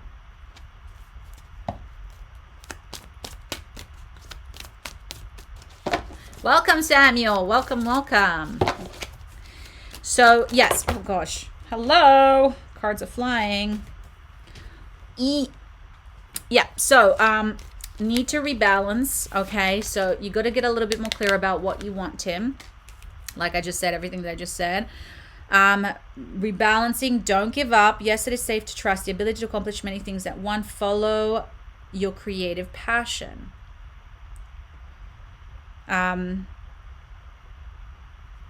So it's just rebalancing. Again, it's like you're just clearing out, learning from the situation. It's just a growth situation for you right now. Again, it doesn't mean it's completely over, but it is saying it's not. Like I said, it didn't seem in alignment, and I think you feel that. And just because sometimes there's like that spark at the beginning, it doesn't mean it's the one. There's a spark because there's obviously a connection there, which is amazing. And it can move into a friendship. It can evolve into something else. But I'm seeing just rebalancing here. So, but you got to be clear on what you want, Tim. You got to be a little bit more clear about that. What you want for yourself, deep down. What is it, like love? Not love, sorry, like marriage. You want a family. These are very important things when we're looking for a relationship, right? Because like my husband doesn't want kids. So if you get into a relationship with somebody when you don't want kids and you don't tell them until like after they've fallen in love with you, it's a big problem, because then they're like, well, this whole time, so when you know what you want, you're also immediately, when you meet the person, you're like, this is not going to align with us because this is a big non-compromise for me. So there's no point in us pursuing this. So these are things as well that sometimes can create problems between people because they might be attracted, but their goals for the future do not align, and it's a big problem. And then people try to make it work, and it's always a disaster. Do not recommend that, people. So I feel like that's what they're wanting you to just be very clear about the things that you really, really want. Do you want a family? Do you want to get married? I did feel like we got out of balance since we were spending every day together and we moved too fast. So the past few days I've been trying to reconnect to my solar rhythm. It might be that I need to keep exploring to figure out what I want in a relationship. Maybe, it's possible. And yeah, like, look, moving in too fast as well, that says a lot about desperation in a way, and not in a negative way, in the sense of we've all been there and done that, but it's like when there's a lack, sometimes we cling on to something because we're afraid it's going to run away. So like my husband and I were friends for 3 years before we even dated, but then once we started dating, it moved fast, but we knew each other very well by then. So I really recommend to get to know somebody. And it's like, if you know it's right, then what's the rush, CG wrote something, so let me just see. Tim, about a month or so before I met my husband, I was getting to know one guy. We were not a couple, but going on dates, but my intuition was telling me he's the wrong person. So the moment he said he didn't think we'd work, I felt so relieved. Oh yeah. Then I met my husband and went on to Starbucks date with him. And on one date, he was like, I'm going to marry you. Aw, I thought he was insane. Lol. I was even dressed so basic on the date. And he thought it was the best thing. So any this month on the 25th, it will be our 9th anniversary. Amazing. So some people have to get out of their path to find the right person. I love that, CG. I wasn't wanting to jump into a committed relationship with anyone, and then all of a sudden I felt like it was natural to go into a committed relationship with this girl, but I think it was just the honeymoon phase. Yeah. And this is why also, like, guys, it's so important to get to know somebody. And it's okay. Like, so what? You guys, like, attached quickly. Sometimes as quickly as you attach, you quickly detach to it, because you find out very quickly whether this is going to work out or not. But I would recommend slow and steady wins the race for me personally. That's one thing I've learned. And if I could go back in my past with other relationships, that's what I would have done. I would not have, like, rushed into it, because very quickly you see within the 2 or 3 months, you start seeing the red flags and the green flags. So for me, if I was to do it again, that's the way I would do it now. I would never jump into anything anymore. I would take my time, because if it's meant to be, it'll just slowly get closer. And when it feels right, it's right. Knowing yourself is more than half the battle. Absolutely, Carla. Thank you, CG. Yeah, I felt like I had the answer with the group reading before asking, but it seemed quite clear that moving on is the thing to do. Yeah, and that's okay, man. That's part of relationships. We learn, we grow, and that's how it is. Oh, man, I missed the group reading. Can anyone recap? Loney, I think I can. But anyway, Tim, are you good? I'm going to move on if you're good. In the meantime, Loni. So what I said basically was, there's big changes coming. A lot of people have been feeling a lot of frustration lately, and it's because the changes are happening. Like there's things bubbling up underneath, but we're not seeing it yet. So there's like this frustration, this like impatience, I think I said. Guys, adjust if I'm forgetting what I said. So it's, I'm really bad at this now. I need the cards to do it. So essentially, big changes are happening to make decisions not from an emotional state, but more from like a logical state. Because emotions are fired up. You're welcome, Tim. So when the change and the opportunity comes, take it. And there's going to also be a lot of people who are going to resist that change. If that makes any sense. That's really in a nutshell, Noni. Sorry, I wish I could give you better, but I'm really bad at recapping. Group, there we go. Group reading speaks notes aware that we should lead with logic for the big changes happening, and some of us will have resistance to that. But that's half of the work too, is accepting the change and need for the logic. Yes. Cat, yes, that makes sense. Awesome. All right, Light, you're next, and then we got Carla. All right, I just wanted to know if I'm on the right path. I feel a little lost lately and low energy. I keep showing up, but don't seem to see much change. Yeah, I know, I've been feeling that lately. I keep asking my angels for signs, so hopefully something will come through. Okay, let me see.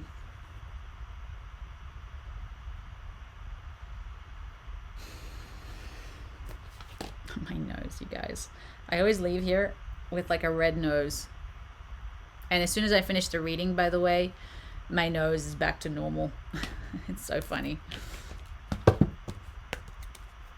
It doesn't itch at all. It's like, what a weird trigger to have, you know? Ah.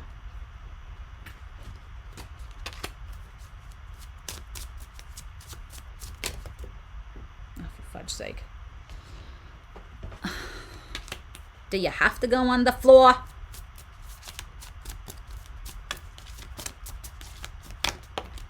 There it is.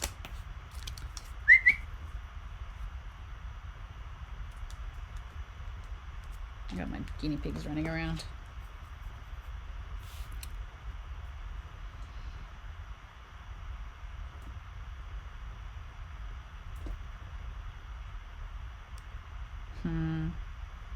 Okay, so one thing that came up, Light, was your diet. Don't know why. I don't know if it's just been throwing you off because you've been feeling like crap. So just be aware to keep up the healthy lifestyle, because it lowers your frequency as well, and it's affecting your energy. So it's almost like your energy lowers, and then when you eat like shit or you allow yourself to not be as in alignment, it just adds extra pressure and extra negative weight that you don't need right now. Don't know why that came up, but I just got to trust the cards. It also includes sleep and exercise. So obviously just try to keep your health optimal, because things will change. Okay. So it's just right now you're through that crappy phase. And so it's like, again, don't allow anything additional to make it worse for you right now. You know what I mean? Because then it's going to take you longer to get out of that hole, as opposed to like once that light shows up, you're like, oh, okay, it was just a phase and I'm out of it.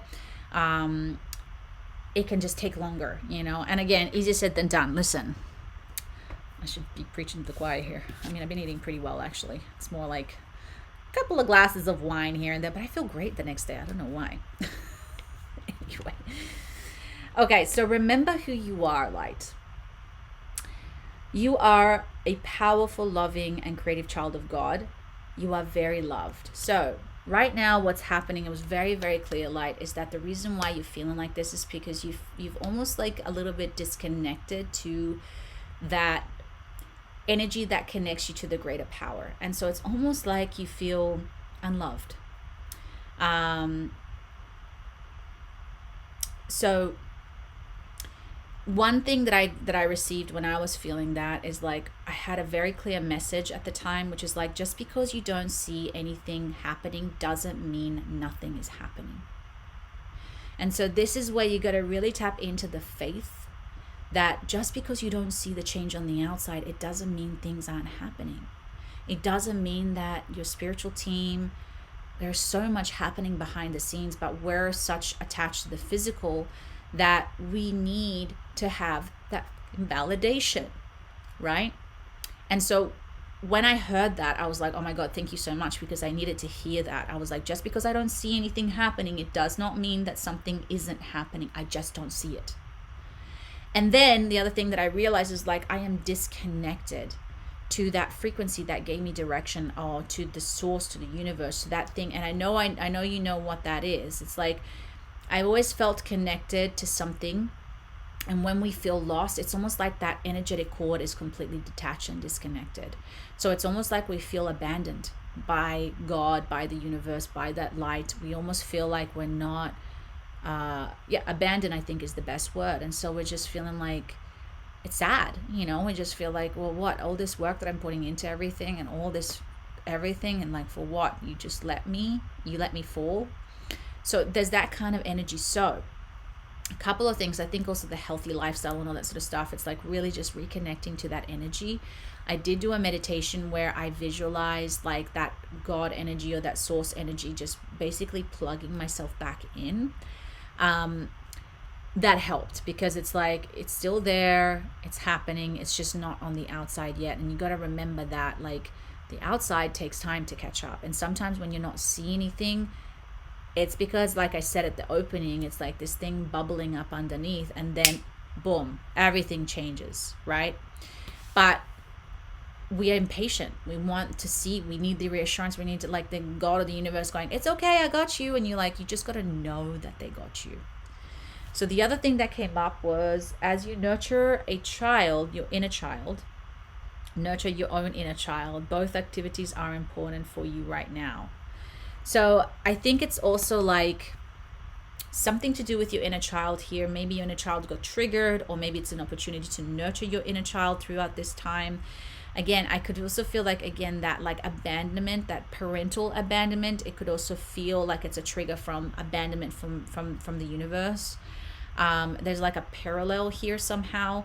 And so can you become that parent for your inner child? Can you show up for that version of you that feels as though everything is lost, and maybe embody the energy of God or the universe, and remind them of who they are? Remind them of what they've created before. Remind yourself of how special you are, and how much you do have to give, and that it's not lost, that the timing of this earth is different.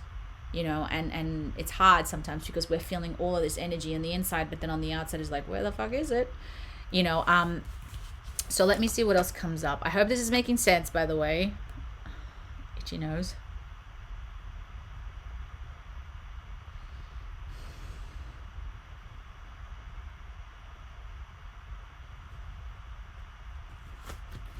Yeah. I know, and listen, I'm going through it as well right now, but again, it's also like reminding ourselves not to fall into victim. Sometimes things have to be taken away from us for us, number one, to really appreciate it, and number two, to light a fire under our asses and do something different. I think sometimes when things don't align, like I'm feeling that now, that something needs to change in my life. I've been doing things, and sometimes things go good, but then it's like, I don't want things just to go good. I want things to go great. But then that means I've got to step up. I've got to do the work. I got to change something within myself. I got to stop waiting for that to come from the outside. I'm the one who creates that. So brilliant. Oh, nice. Speak your mind with confidence. Seek out professional advice. Balance mental and emotional considerations. So it's kind of going back again to the beginning. It's like, use your logic at this time, because your emotions are obviously at the forefront, and your emotions aren't feeling great. Your emotions are like, this is shit. I've worked hard. What the fudge? F you, universe. F you this, and I get that. But logically, if you look at your past, there were times that you went through this, and then of course things changed again. So we got to remember just the natural cycle of life. It's not going to be like this forever. So what can I learn from this situation? What is it teaching me? In what ways can I grow right now? How can I not give up on myself? How can I not allow these emotions to be at the forefront and really be that leader, that healer, that whatever it is that I know I'm capable of being. And like I said, through these days that I've been depressed, it's like I've been thinking about, like old stuff came up. Like, I don't want to be here, and I'm like, well, that's interesting. That's a little dramatic, but okay. And I'm like, why is this coming up? And it's like, what can I learn from this? And like, it's like, okay, it's time to step up another level. It's like, that means that still there's like energies behind here. And so like, I have to step into the healer for myself to not allow these energies to keep coming back. And then of course I'm realizing it's affecting my relationship. So now I got to take that leadership role in my relationship and not blame my husband. He needs to work on himself for sure, but at the same time, I'm the one who's being mean right now because I'm suffering and I'm expecting him to know what to do, and he doesn't. That's the problem with being, by the way, a teacher. It's like half the time we want people to be smarter than us, and not that he's not. He is very smart, but not when it comes to emotional stuff. He's smart in other ways, but I got to teach him how to do that for me. So stepping up for myself so that other people can step up for me as well. Does that make sense? Look at things from a different perspective, a temporary standstill. It's important to be yourself, okay? So what is required right now, is just you got to change your perspective. It's very clear, okay? The things that we look at change when we change the way that we look at them, right? So right now, your lens is in a dark place. Right now, your lens is in a negative space. And like I said, how can we change this? So for me, sometimes the best thing that I can do, it's like I step back. If I was going to die tomorrow, or if I was already dead and I was looking back at my life, did this really matter? Or seeing it from this emotional detachment, what am I missing right now? So it's almost like you're done, you're gone, you're in the light. Look at your life and really look at it from that place. It's going to give you so much download, so much information, because it's going to be all of a sudden you're just like, yeah, that doesn't fucking matter. Like, why am I even worried about that? That's no big deal. Or like, okay, maybe I should be focusing a little bit more on that, and that's what I really need to focus on right now, because clearly that's the most important issue happening. But when you're in it, it's hard to see what's going on. So for me, I changed my perspective literally by thinking, if tomorrow I was going to die, what mattered today? What would I do today? That puts the pressure to make the changes. Or I'm already dead, I'm already in spirit realm, and I'm looking back at my life and processing my life. What advice would I give myself from that perspective? It's very powerful when you really can embody that, because it's going to make things so much more clear. All of a sudden, you're going to just see everything from a whole different point of view, and you're like, yeah, that makes sense. And then just follow through with it, So that's all that's needed, my friend. But trust me, it's going to change. It's going to get better again. In the meantime, don't allow this heaviness to take over. So whatever it is, and again, the food doesn't really have to be food. It could be what you're telling yourself, or the patterns, or the behaviors. It's just time to change that perspective. And it's hard, because when you're in this mind frame, it's so much easier to feel sorry for ourselves. Like I said, I haven't been really depressed for like years. And the only reason why, and I wasn't really depressed, I was getting like tickles of it. But I was feeling like shit, you know what I mean? Like I was like, man, I'm like feeling like crap, and I always feel great because I always meditate and I always do the practices. And 3 days I don't do it and it's like, ugh. And just to get myself to the gym, just to get myself to meditate, you don't want to do it. It's like the worst thing ever. But every time, and that's where the logic comes in. It's like, dude, I don't care how you can complain all you want. We're doing it. This is a non-negotiable. The minute I did all these things, I felt like $1 million, and I've been so grateful that I pushed through.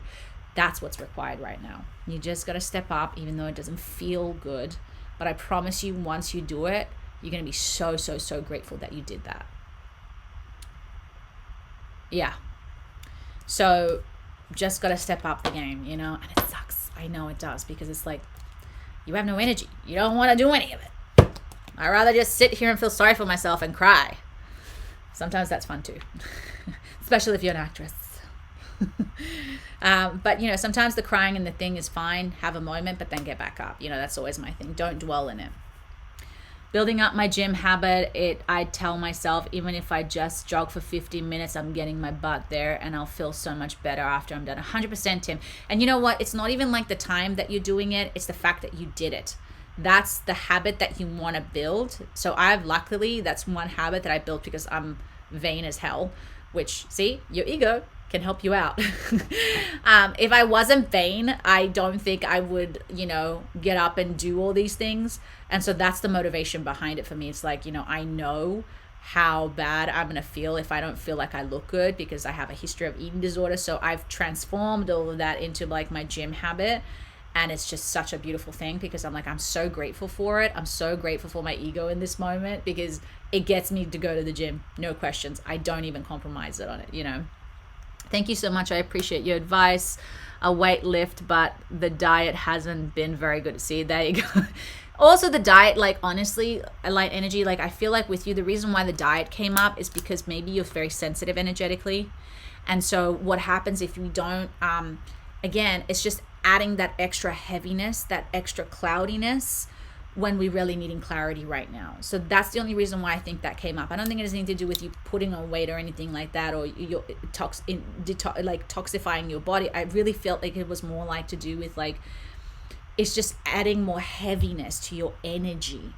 And right now you got to shed some of that extra darkness so that you can, move forward, Hey, Catherine, I've been doing meditations on love daily all through the darkest days and somatic work. Loving that. Talking gently to myself, nurturing self, being around birds have kept me going. I love that. I'm always in a rush and busy, putting all my energy in work and my son. Don't give myself a time for healthy eating. Yes, I agree. Yeah, and it's probably just for a few days, honestly, but I think it's going to help a lot. I think it's just clearing out that fog, because food for me, luckily because I work out, I burn it, but like, if I don't eat very clear, I can feel it energetically. And that's also why I became vegan, because I was so sensitive to what I was eating that I felt the energy, So for me, meat is like the lowest frequency for me personally. I don't want to judge you guys. You do you, booze. But like, and having said that, it's not like I'm perfect. I still have occasionally like junk food here and there, but I usually have it when I feel good and I've done a lot of work and I'm like, cool, I tend to eat fairly good, but there's just certain foods for me that really just affect me in a way that it's very different to everything else. And so for me, those are the foods that I'm like, I'm never touching that again. It's just not for me. I wish I had that discipline with other things, but I'll get there. All right, Carla, you're last, my love. What's up? Yes. And some people are more, by the way, sensitive to it than others, and that's just how it is. So, All right. Sorry, let me just close the energies with you. Light. Okay, I've been experiencing a lot of chronic pain from my accident. Oh, I'm sorry. Then injuries than usual. I've recently closed some issues and released from a lot of old energies. But I would like to have more insights on what the source of these waves are and what I can do to move the energy and alleviate the stress of the pain. I know I'm being called to step into my gifts and be more visible. That's loud and clear. I also don't have much friends or family near who can help out with daily tasks. So there's that. So I'm apprehensive because this pain and isolation is affecting my motivation. I'd like to know what I need to know and do to bring the resources I need to walk in my calling. All right, let's see what comes up. Piggies, what are you guys doing?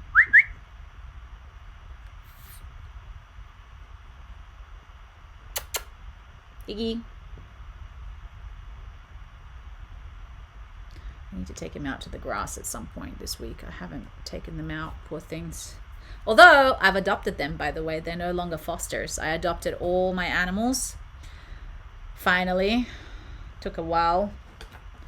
So I have officially 5 new babies.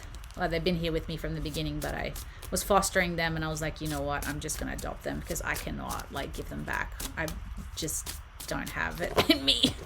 I'm like, you're mine. So I don't even know how many animals I have anymore, guys. It does stink in here, though, I will tell you that. It sucks. That's the part that I don't like. I wish I had. I'm like, it's time for me to manifest this new house because we need an extra room. I don't want them in my office anymore. I love you all, and it's a sacrifice I will take gladly, but you all stink. I have about 40 animals in my office. For those of you who don't know, I have a rescue. So I'm ready to upgrade.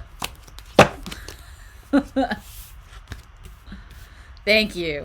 I just need a bigger house. The problem is I'd be getting more animals though. The minute I have more space, I'm rescuing even more. So, all right. I feel like this is right. Okay.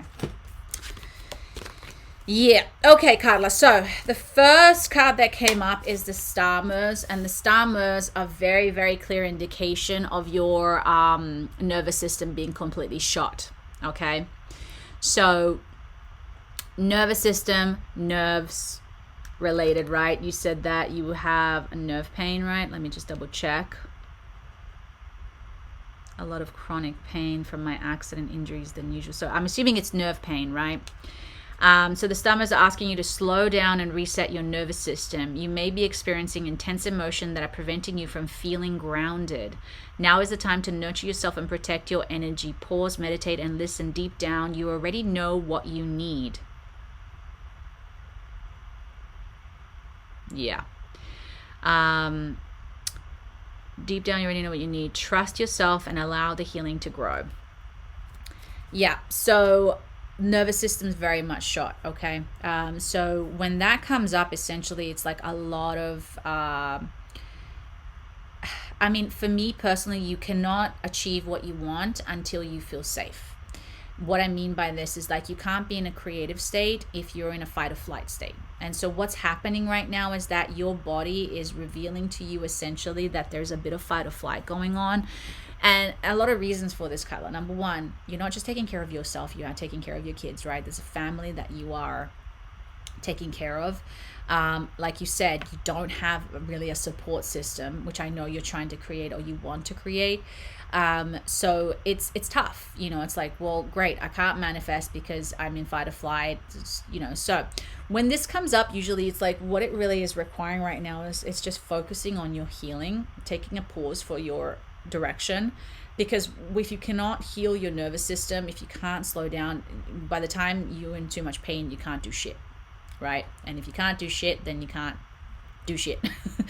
So unfortunately, I know this is not what you want to hear, because of course you want to be moving, but I'm telling you there's a gift behind this.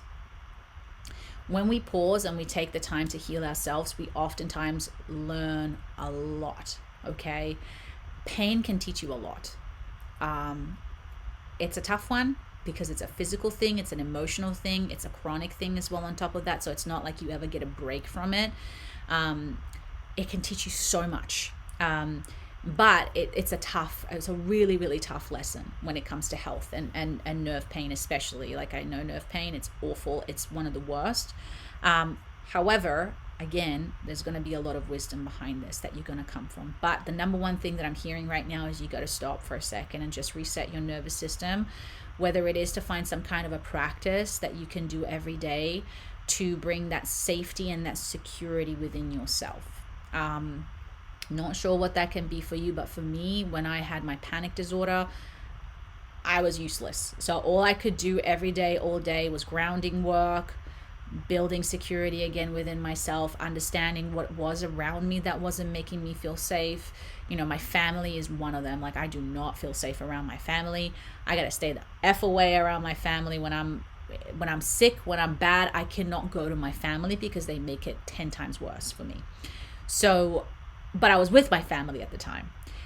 So all I could do really is just like go out in nature and take time to reflect. And I really learned that I understood that for the first time, that I was not safe in my family. So I learned something new that I didn't know before. My husband just had a dream about this the other night, about him helping me heal my nervous system. That's kind of cool. So, I mean, that could also be something that you guys do together. I mean, maybe he has healing abilities and he doesn't even know it. I would not be surprised, honestly, at this point. What have you got to lose if he can put his hands on you and try to do some healing? Hey, fun times, man. Who knows? Just allow him. Maybe you need to encourage him to do that. He does. There you go. So, but again, it's like you feeling safe with him. I don't know, you know, but there's definitely like a nervous system thing. And I wish I could give you the answers to what to do, right? But that's the point of the healing, is that you got to figure it out. And the point is, you got to try different things. I don't feel like, and again, once you've healed this, you're going to be ready to find your life path. And I feel like it's in alignment with this. But in order for you to move into that, you have to feel safe. Then the next card that you got is the Lemurians, okay? Lemurians lived in perfect harmony with all beings and understood the importance of balance. They are here to remind you deserve balance in your life. Heal and take time to prioritize yourself. This situation is calling for a powerful transformation. Embrace it with an open heart and begin the healing journey.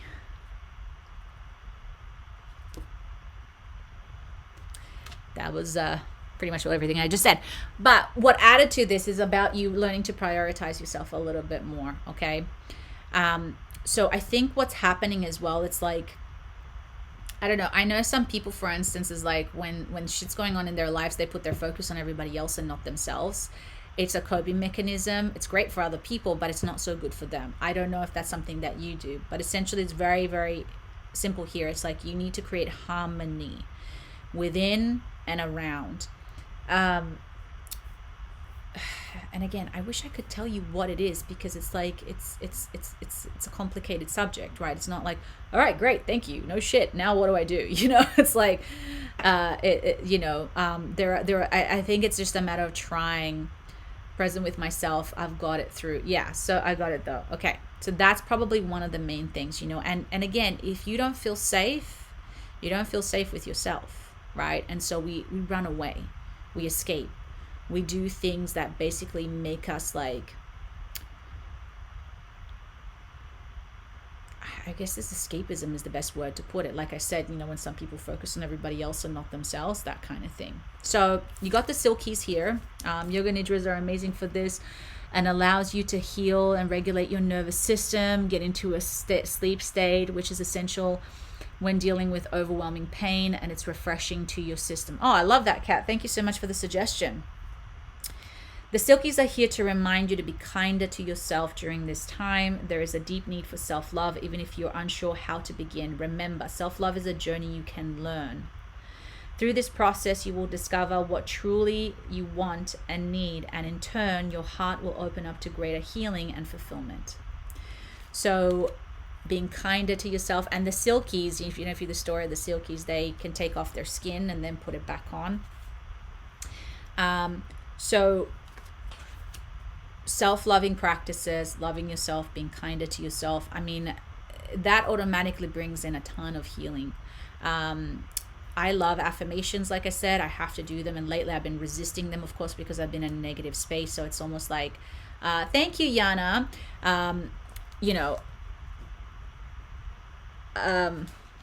So the self-love practices are just so vital, and I've noticed that like that's something I might have to step up even more with myself, like doing mirror work and talking to myself in the mirror, saying loving and beautiful things to myself. Like I'm getting older, you know what I mean? And like I said, I'm vain. Like I love looking good and I love feeling good, and I'm noticing I'm starting to get some white hairs for the first time. I'm like, yo, this is not good, okay?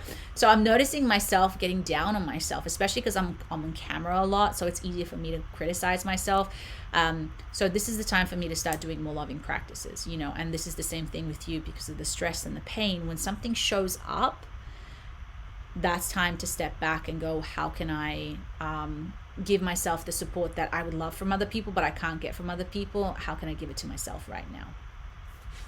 Now, a couple of other things came up. So you got the werewolves. You are connected to the energies of the moon and tune into the cycles. Just like the full moon increases their transformation, the moon also affects the tides and the oceans and the rhythm of your own body. Be mindful of the planetary shifts around you. Understand their influence can guide you through powerful changes and align with your natural flow of the universe.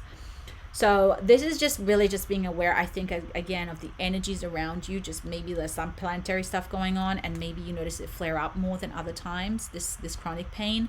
Maybe closer to a full moon or a new moon, or something's going on. I don't know why that's coming up, but it's just something to be aware of. It could just be that you're a little bit more sensitive as well, so that can help you also to prepare for when that comes about. And then the mystic angel stars are deeply attuned to the unseen energies, high frequency, and divine wisdom. They encourage you to look beyond the surface and seek the truth within. The answers you seek isn't obvious. It requires introspection and willingness to see beyond illusion. Trust your inner knowing, for the revelation may surprise you, leading you to a deeper understanding and the answers you seek. So the answers that you're seeking are within you. You are going to find them by going within. So don't look at it from the outside. Because sometimes when we want the answer from the outside, it could be this treatment or this medical thing or this kind of thing, right? Or whatever, but they're saying it's within you. So when you start healing the inside, the outside is going to start receiving. And then of course it does require taking action, by the way. I'm not just saying just sit there and just like, oh, okay, sometimes it could just be like, I don't know, it could be more exercise or who knows what it is that you need. But at the same time, it's like you got to find it within. The answers are definitely there. And it's the illusion as well. It's like it sometimes means it's not what you think it is. The illusion is like really look deep beyond, because like I said, I can only give you the example of my back when I had chronic back pain. I was like, I went to a chiropractor, made it a little bit better, but it didn't heal it completely. And then when I really started doing the practices of like automatic writing to my lower back, the answer was very, very simple, but you got to understand I had this chronic pain for years. I couldn't walk. I was in so much pain. And then finally it was just like, you have a weak back. Your back is weak. But it's also related to my past. I had a lot of emotional stuff, and I was like, all I got to do is strengthen my back. So for years of being crippled, all I had to do was back workouts. And then ever since then, I've never had like a bad problem, unless of course I don't work out my back, and which means it tweaks it again. But it's life-changing, something that simple. But I found it within me, the answer. I didn't get it from a doctor. I didn't get it from a professional. No chiropractor told me to do that. I figured it out. It's your hips. So yes, I get that. Yeah. So the hips as well, it's like something's out of alignment, right? And so the hips as well, it's what chakra is that? It's your base chakra. Okay, so you got to look at that's childhood, that is connection, and you not feeling safe. So this is making a lot of sense, Carla, because it's like that's to do with your tribe. So you just told me everything by saying I don't have any support, I don't have anybody, and I don't have, like, that's what it is. So maybe part of it is finding a way to create a tribe for you to help you and support you. I don't know how, of course it's like, well, how do I do that? I don't know, but it's like finding maybe friends or asking people to help you a little bit more as opposed to doing everything yourself. Sometimes it's that easy, that small. Sometimes it's the simplest thing, but we just cannot see it because we're so stuck in our ways and we don't want to be a burden. We don't want to ask people to do things. But if that's what you need right now, I would say try.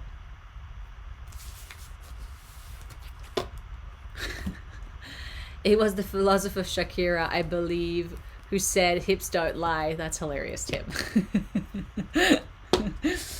But the hips, it's also like, again, it's a lot to do with the base chakra. So it's all to do with not feeling safe in this world, not feeling secure, and your tribe. That's all that chakra there.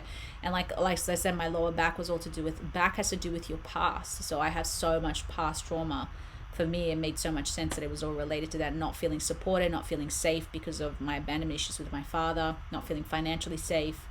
All of that stuff was related to that. So I would look into that, Carla. I would look into also writing, do automatic writing and talking to your hips. I know it sounds weird, but I did it with my back and it gave me all the answers. So I just did to my lower back, channel to me and through me anything that I need to know right now. And I just let the pen flow and I got the answers. It's crazy, but I got the answers and it healed my back. So I can be crazy and be also onto something at the same time. It worked for me 100%. And I'm telling you, when you're not in pain anymore, it's like life-changing. It's like having chronic pain. I feel so much compassion with people because I'm telling you, every second of the day, you're just in pain. And breath work is everything of chronic and severe pain. Yeah, I was thinking about breath work because I have resistance to breath work, by the way. Breathing into it. There's also meditations on to help you go into specific areas of pain. Pain does change when you try to approach it differently, and breath work is so powerful. Absolutely, Kat, I agree with that. Yes, everything you said to me now and all evening, every evening resonates. Writing is one of the creative acts I'm being called to do. There you go. That tells you something. I'm telling you, channeled writing can really help you a lot. And it sometimes take multiple sessions. It didn't come to me the first time when I did the channel writing. It came to me after the fourth or fifth or seventh time, but the point is I kept digging and digging because I believed I could figure it out. That's the number one thing with healing is, well, you got to believe you can do it. If you don't believe you can heal, if you believe it, it must be true. And if you don't believe it, it also must be true, So I really stand by that. When I set my mind to something, I'm like, I'm going to figure this out. And even if somebody tells me it's like, oh, well, it's impossible, I'm like, I don't know. We'll find out. I sing and I'm getting into sound healing as well. Oh, I love that. I've been learning to discern what my pain is telling me. I love that. But yeah, the writing and the pain, I told you there's something connected there. Okay, so that makes a lot of sense. I highly recommend, Carla, you do some channeled writing and do it maybe every day for like a week straight and just see what comes up. Also go back to it and reread it, because when you write it the first time, you read it, you're going to find something. But if you go back to it like 2 or 3 days later, you're going to find something else in there that you weren't expecting either. So I really recommend that. Okay, so did that help, Carla? I think we got a lot there. So anytime, but do the writing. I'm telling you, it's going to help. I really feel that. And Yana, thank you so much for the donation. Do you have a question, my love? I'm going to close the energies with you, Carla.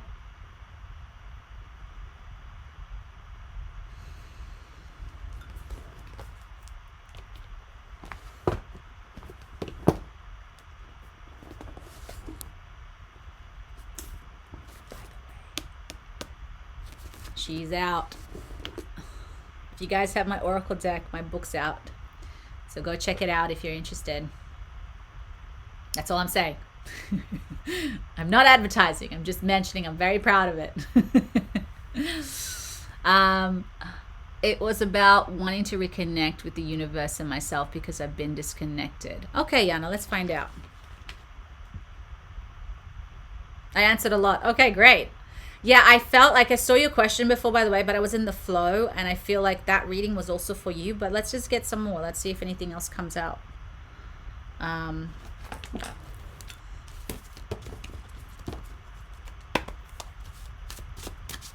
see.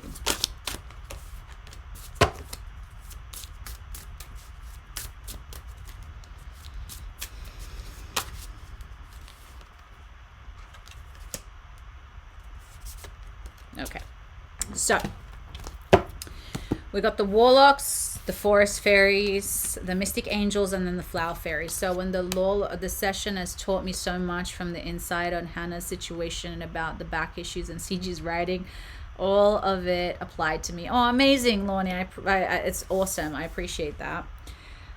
So the warlocks. Okay, so Yana, one thing that comes up with the warlocks, it's really about looking at the truth. Sometimes when we're feeling disconnected, it's because we're disconnected from our truth. But oftentimes we think of the truth as like this positive and happy thing. Sometimes the truth sucks. Oftentimes the truth sucks. So when the warlocks comes up, sometimes we got to look at the suck in order to make the change. It's almost, I always say to people, it's like people, when we're humans, we try to heal ourselves. We do the work, but we're not healing the actual problem. So we're actually like, if we have like if we're like a car and we just need to change our tires, but we change the battery, so we're doing some kind of healing, but we're not fixing the actual problem. Why? Because we don't want to look at it. We don't want to be honest about what's going on. So when the warlocks come up, essentially it's like the warlocks invite you to see the truth, even if it's painful, dark, or mysterious. Do not be afraid, for fear will only control you. Instead, acknowledge the shadows within, and from there choose who you want to become. Avoiding the truth will only cast more shadows. This is a typical example of shadow work, where people suppress their own and deny parts of themselves. So like I can always say very proudly is like, I'm vain in the sense of like, I care about my looks and I care about looking beautiful, and I'm okay with that. Because if I'm not okay with that, what I end up doing is I create it into the shadows. So I'm shameful of the fact that I have vanity. Okay, that I care about my looks and all that sort of stuff. And what ends up happening when we do that, we end up acting up. we end up acting out of character. We end up doing things like maybe belittling other people or making fun of other people's looks, because really I'm not being honest with my ego. Okay. Another example could be, let me try and think of something else that like, I don't know, do an obvious one. Like money is always a good one as well. It's like when we see other people who have a lot of money and we judge them for that, is because really we're judging parts of us and we haven't accepted certain parts of within ourselves.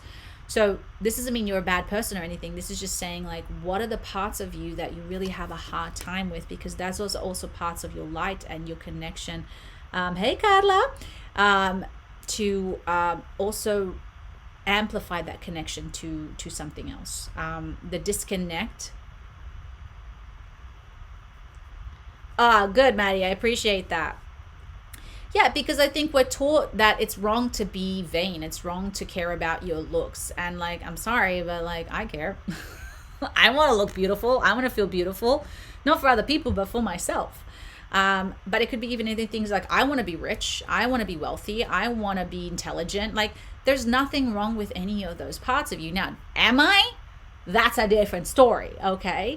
But, it's okay to admit these shadow parts of us that are looked down as superficial or, whatever we label it in society. So yeah, what's coming up essentially is not asking you to look like to be that, obviously, but it's like there's some parts of you that maybe you're rejecting, that you're having a hard time with.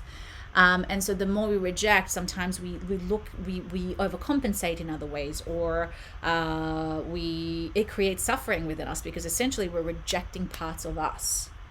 The minute I accepted the fact that I'm vain, when people can judge me for it, but it doesn't hurt. I don't care. It's so funny. I had a client the other day during a meditation class who was saying basically like she does not respect spiritual teachers who get like work done, or who are like care about their faces and all that sort of stuff. And then I laughed and I said, well, I've got work done and and you're my student. So I was like, look, and I could take that to heart, but I don't, because I'm like, I understand where she's coming from. But I explained to her, I was like, look, I think at the end of the day, just because somebody has wisdom, they're still human. They're still going to have an ego. They're still going to have needs.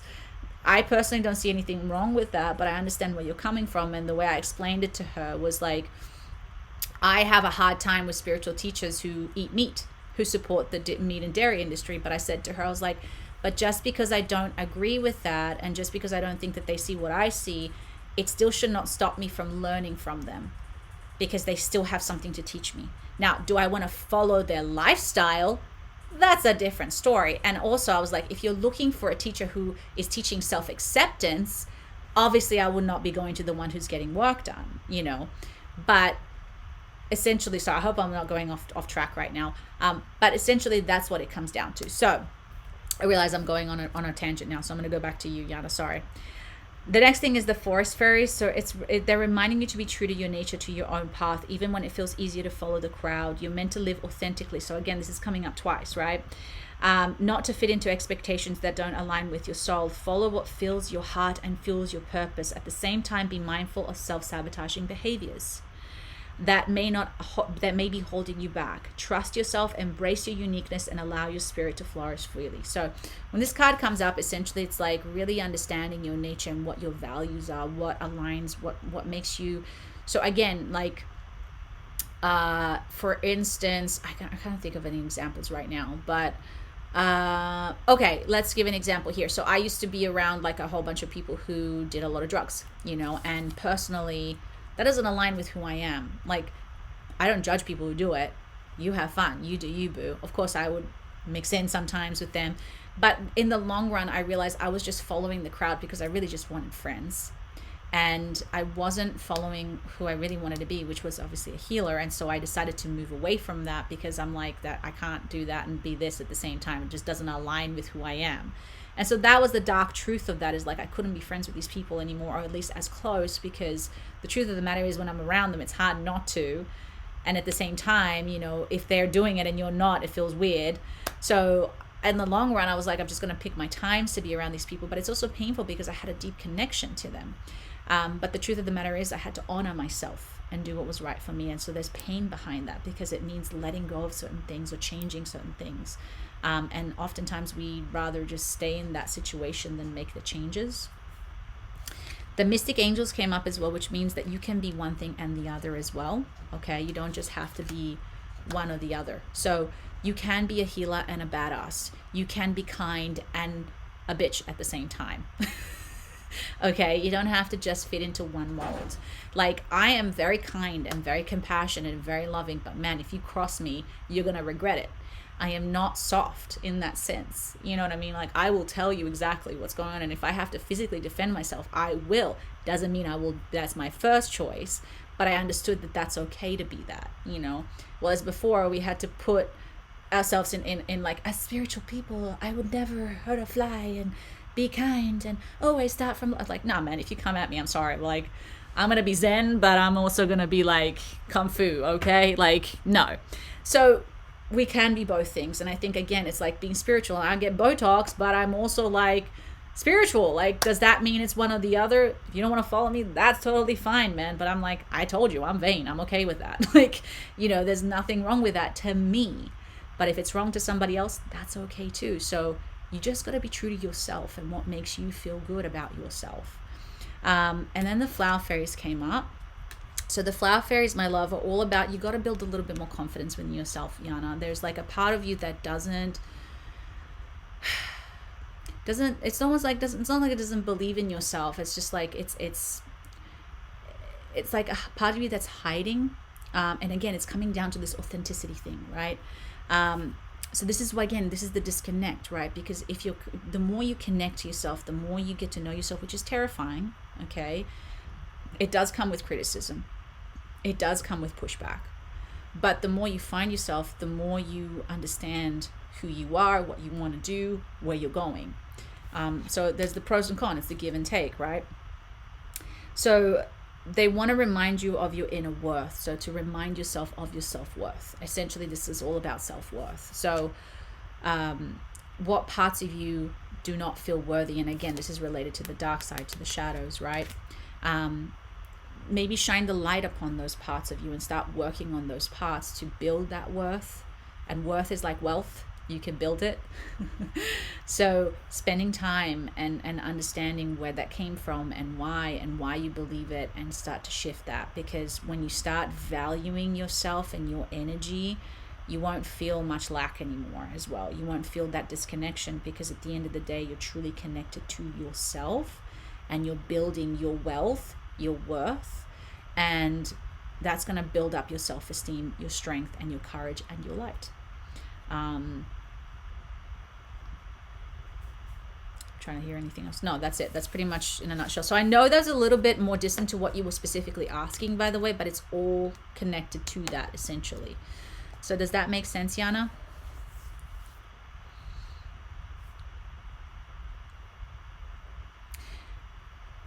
Oh, I'm glad. Yay. So guys, do you have any more questions? By the way, you can ask me any questions about anything, by the way. You know, and we can have also a conversation about what I just talked about, because I think it's important to have an open conversation about these things. And at the end of the day, you've got to follow what's right for you. Thank you, Lonnie. You know, it's important that you guys, like, you know, if you don't feel like it's right to follow a certain person because they do certain things, then don't, you know, it's like, but for me, it's important because we can learn from everybody. Like I said, though, if somebody's doing something that I don't agree with, I'm not going to follow their lifestyle. So there's this like woman that I love. I absolutely love her, Mia Magic. I highly recommend, by the way, you guys go and check her out. I followed her for a long time. She really ignited a lot of stuff in me. I really loved her. And at the beginning, she was vegetarian, vegan. And then suddenly she started eating meat, and it crushed me. It absolutely crushed me. I even got angry at her because she started doing that. And I was just like, I can't believe. And she's all about Mother Earth and like supporting the planet. And I'm like, well, that makes no sense in my mind. But that was a big ego thing, clash for me. I was like, all right, where's the mirror here? What am I seeing? You know, so again, when these things come up, it's an opportunity for you to look at yourself. So like I said, I still follow her, I still listen to her wisdom, but I don't follow certain things anymore about it, because at the end of the day, I was like, she's taught me so much and there's so much wisdom. So it doesn't take away the power and the wisdom of somebody, but she's also human. She's like, we idolize these people thinking that they have all the answers and stuff. And it's like, no, they're still human. And she has her reasons for doing it. And if it's legit for her, that's fine, but to me, it changed certain things, and that's okay. You can change your relationship to them. So, Lornie, did you want a reading? Or you're just donating?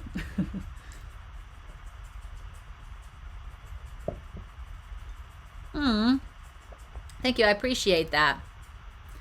Yeah, and so feel free, guys, to ask as well, because I don't have all the answers. When I channel, it's easier for me to receive information, because I'm learning as much as you guys are, by the way. I don't know this stuff. Some of it I do, but some of them I'm just receiving as well. And society, unfortunately, has got to learn a lot about itself still. We still got a long way to go. And so I think also feeling like we have, I don't know, shunning people away. Like, I'm not okay with the cancel culture. I don't think it does anything really good, because then the person can't really learn and grow. I don't know. There's something around that I'm trying to figure out. But yeah. Anyway, I'm rambling now, as I do all the time. So does anybody else have any more questions, or anything at all? Please feel free. Anything at all about my meditations, about Insight Time. I do have a few courses going on, guys, by the way. I have a new one on helping you connect to your psychic gifts, so I do recommend you go check that out. I have one on shielding, on self-esteem. So go check out my page if you're new, because I'm sure there's going to be something in there that's going to be helpful. I do have a ton of meditations as well, so of course go check those out. They're going to be helpful. I have one on angelic Reiki that I really love. I find that very powerful. If you ask, I think I am. I've gotten in trouble before with Insight Timer, but I'm assuming. So I'm just going to mention it just because it's something that I'm hoping to teach anyway, on Insight Timer. So the Book of Realms, essentially, it's about you discovering which realm you belong to. And through discovering what realm you belong to, you can actually learn a lot about, it's basically like an archetype. So you discover your archetype, and then essentially you can do the healing work behind it. So for instance, like, let's just say like you're a star person, right? You go through and then you learn all about the star people. So you learn all about aliens and where they come from and how to connect with them. And then you got the healing tools. And so through the healing tools, essentially you learn what you need to do to heal yourself. And then you have exercises, rituals, and then at the end, I give you like affirmations. So you kind of have to read a little bit the whole book to understand, and then you can start reading other people. Hey, Alicia.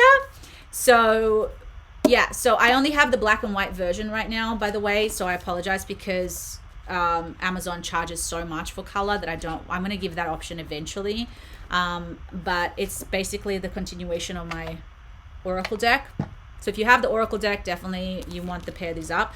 But this is just a fun book basically for the archetype stuff. So yeah, so if you're interested, go check it out. And it's a ton of healing stuff, guys, here. Everything that I teach you guys, there's so much healing tools in here that you can, even if it's not your realm, if you resonate with that realm, you can use any of the healing tools in here. So there's like practices, meditation, there's spells in here. I went all out on this one. So yeah, so it's called the Book of Realms. It's available on Amazon. I wish I could sell it through Insight Timer, but maybe one day they'll do that option. I should let them know. So yeah, and if you do find spelling mistakes, do not tell me about it. I've worked so hard on not doing any spelling mistakes, but I'm sure there is.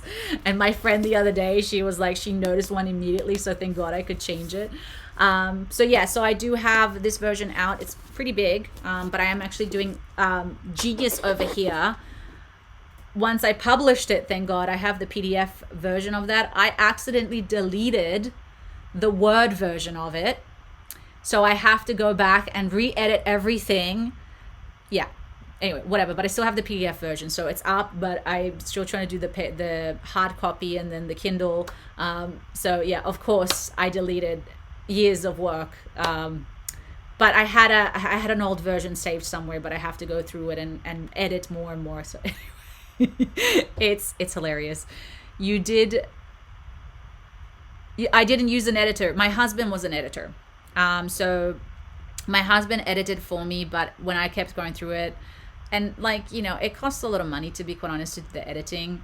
So for now, I think it's good enough. I think it's gonna be like, no, I didn't panic. I was just like, of course I did that. Still had the PDF file, so it wasn't terrible. And I had an older version that I've been re-editing. So I'm just like, lesson learned, universe. And you know why? Because I was tired and I was over it and I wasn't thinking. So you make choices and decisions when you're emotional that never end well. That was the lesson. Spelling errors stand out like red for me, so I won't tell you. Thank you, Catherine.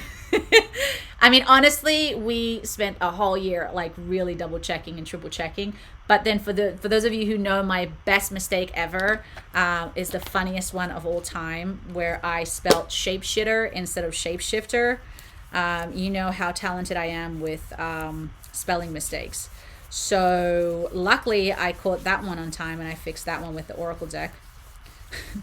But shapeshitter is quite a bad mistake. Could you imagine if, like, I mean, it'll be very funny. Let's see if I can find it. Here it is. Yeah. I literally spelled shape shitter. Yeah. So it's a skill. Oh, it's the funniest thing ever. I mean, how are you not going to laugh about that? That is like the spelling mistake. It's like, it's not even like, it's literally like I swore on my card. So whatever. No, but I mean, mistakes are part of learning, guys. And again, don't take yourself too seriously. Like, that's the other part of it, right? We take ourselves so seriously sometimes. I'm human. I still wrote 4 books and I can't spell. Did that stop me? Hell no. You know what I mean? And so I'm proud of it, actually, because I'm okay with not being perfect, except for my face. No, I'm joking. So we're not perfect. We're going to make mistakes. And even my husband, who's an avid reader, he said, you know, even with like professional books, he always finds spelling mistakes in them. I could hire, you know, an editor and stuff, but they cost a lot of money and it's a big book. So I was like, I'm not doing it. I'm going to trust that it's okay. And if people find a mistake, well, hopefully you understand what I meant. You know what I mean? It's just like, listen, you spend 5 years writing a book and then you come and tell me about it, you know? Like, they're very expensive. It costs, like, I already had one book edited. It was like $1,000, you know? And it's like, my husband's good enough. So, you know, it's self-published. You know, I did get an offer from a publisher, but I decided to, I decided to not, you know, go with the publisher either. So then they know, and I didn't write it. So there's that. Yeah, that's true. I did use a little bit, actually, towards the end. I did figure out that AI could help me. So when I did try to check in with some of the spelling stuff, like, I would put it as like, can you spell check this for me? And that's one of the ways I did it. So I did use a little bit of AI, and the artwork is definitely AI, but still doesn't mean there's not going to be mistakes in there, because I'm talented, and not in the best way sometimes. So I didn't use it to write the book. I definitely used it to help me with spelling sometimes, because I was like, that chapter looks off, and I was like, and then I could find something, and then, yeah. So double checking everything. But I did my best, so hopefully it's good enough, guys. No, I wouldn't let it write it for me. That's I mean, you know, if you want to do that, that's fine. That's your choice. But obviously, I feel like you can feel it when you're reading something that's written by AI. I think you can kind of like tell that it's, I don't know, maybe not. I don't know. But I definitely wrote it. So I've been writing this book for like 5 years. I don't even know. I'm terrible with math too. How am I alive, guys? I can't count. I can't read. I can't write. It's like, ugh. It's called trauma. Trauma does it. So, yeah. But if you're interested, go check it out, of course. I'm still going to, like, I'm not fully putting it out there yet because I'm still doing adjustments to the color. I want to do a color version of it, but it's so expensive. But it is what it is. So, yeah. But any more questions, guys? Feel free to ask. And if not, we can close out. But anything else about spirituality, if you want to know a little bit more about the realms as well, I mean, essentially it's like where our soul has lived. So a lot of us are like, there are 4 core realms essentially. So there's the angels, the elementals, the aliens, and then the wise ones. And through the four core realms, they're hybrids. So I'm a shapeshifter in the Book of Realms, and I'm a mixture of all 4 core realms. So when you read the book, essentially, you read about your realm and then all the other core realms that are connected to your realm. And each one has lessons and stuff. And it's very interesting. It's a whole new concept that I came up with, and it's just a fun way. Hey Yasmin, no, I didn't forget about you. What's up? Did you give a donation and I missed it? No, I don't see it. What's up? What's going on? Did you ask a question and I missed it? Yeah, it's fun, honestly. So like you could be like even with the elementals, like you could be fairy or you could be part of the mermaid. So a lot of people obviously live near the water and the ocean are all part of like the mer people. Hey, Silverback. But within that, you could be like a mystic mer, you could be a star mer, you could be an angel mer. So it gets a mer cherub. So it gets really like fun and mixing and all that sort of stuff. Angels, of course, there's different types of angels. There's alien type of angels. There's the Yodas. There's the galactic warriors. There's the knights. We have, what else do we have that are fun? We got the leprechauns. We have I did put some of the shadow realms as well, so like demons, the demonic realm, and then the vampires, the werewolves. So there's actual like whole thing around that as well, which is really fascinating. And I also put celebrities that belong to that realm, so you can get an idea of what they look like, because oftentimes they have a lot of physical traits. Have mesmerizing supercalifragilisticexpialidocious weekend. Hey, that's cool. Yeah, and there's also the witches. So there's like 5 different categories of witches. There's the water witches. There's like the kitchen witches. There's the green witches, the mystic witches, and the cosmic witches. So there's like, you could be any of those, you know. So definitely it's a lot of fun. So it's a fun way to kind of like do your archetype and all that kind of stuff. So I think it's awesome. But I'm gonna maybe do some courses on that, and maybe I was thinking of doing maybe an insight timer course. I don't know. I'm trying to figure it out still. So I'll get there. You would love a live on that one? Yeah, I think hopefully Insight Timer might let me do it. Again, because I hope I'm not going to get flagged for this one. If you don't see me for 3 months, you guys know why. Because they're like, you advertised again. I was like, sorry. No, but it's also just talking about the realms. It is a spiritual thing that I think it's like interesting. It's just, again, a different way of healing, a different way of looking at archetypes. Like a lot of us love like star signs and all that kind of thing. So it's very similar to that. It's just more like to do with your life purpose and your life lessons. So it's very specific around those two. Yes, doesn't have to connect to your book. Well, it kind of does because it's like related to it. But I want to do an online course on it. So teach people how to read realms as well. Yeah, but we'll see. We'll figure it out.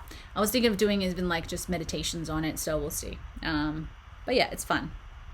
We need to get them to retract that rule. I can see why they do it though, because it's like sometimes people can come up here and all they do is just promote their products, which it's annoying because you guys come here to learn, right? And you want the healing and all that sort of stuff. So, but then again, I feel like if the person does that, you guys would just not follow them. You know what I mean? So I feel like you're smart enough to know what you want. So I don't know, maybe, I don't know if you guys can write to Insight Timer and just maybe let them know. Honestly, I love Insight Timer. They're so amazing. They really like are great with communication. I think they have the right intentions. They're not just like a business trying to make money. They're genuinely like, even me dealing from the other side, they're genuinely like asking for feedback and always have your best interest at heart. So I do feel like they're a good company. Hey, what are you doing so up late? Good night, Silverback. Thank you. I appreciate you. Anyway, all right, guys. So on that note, I think we're good for today. So thank you guys. You told me that you were going to do a reading for those who have made donation. Oh, did I miss you last time? Sorry, honey. No problem. I'll definitely give you a reading, honey. If I missed you last time, no problem at all. No. I'll make time for you. I remember that somebody gave a donation, something didn't happen. So thank you for reminding me. I will forget. I have the memory of a fish, so that's why you need to remind me. So let's do it, Yasmin. What's your question, my love?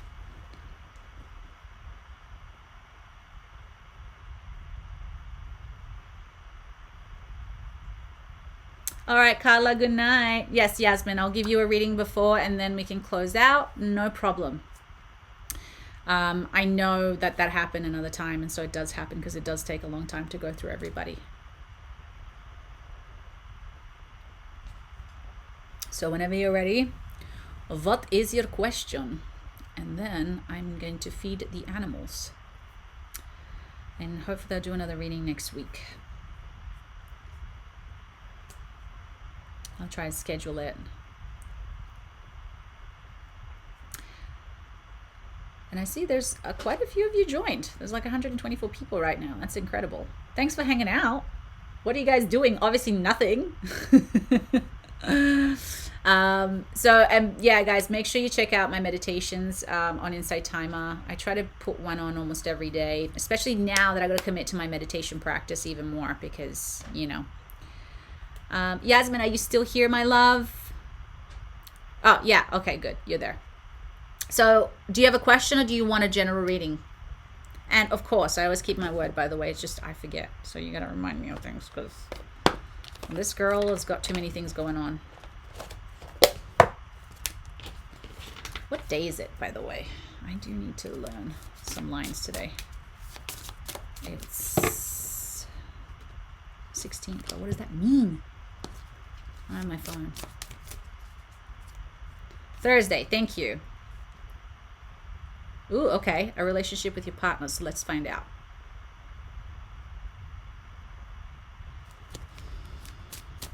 So Friday. What have I got on tomorrow? I don't know. I have to check my calendar. Sorry, guys. I'm already thinking in the future today. Okay, so let's see what comes up.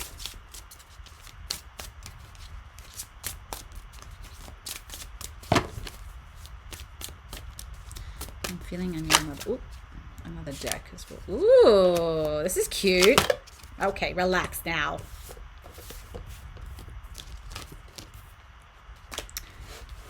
Let me see if I need clarification on that. Cute. Okay, so I got the magical people, but what I saw more importantly is like it's like I feel like this is you two. You know what I mean? It's like two witchy people together and a cat.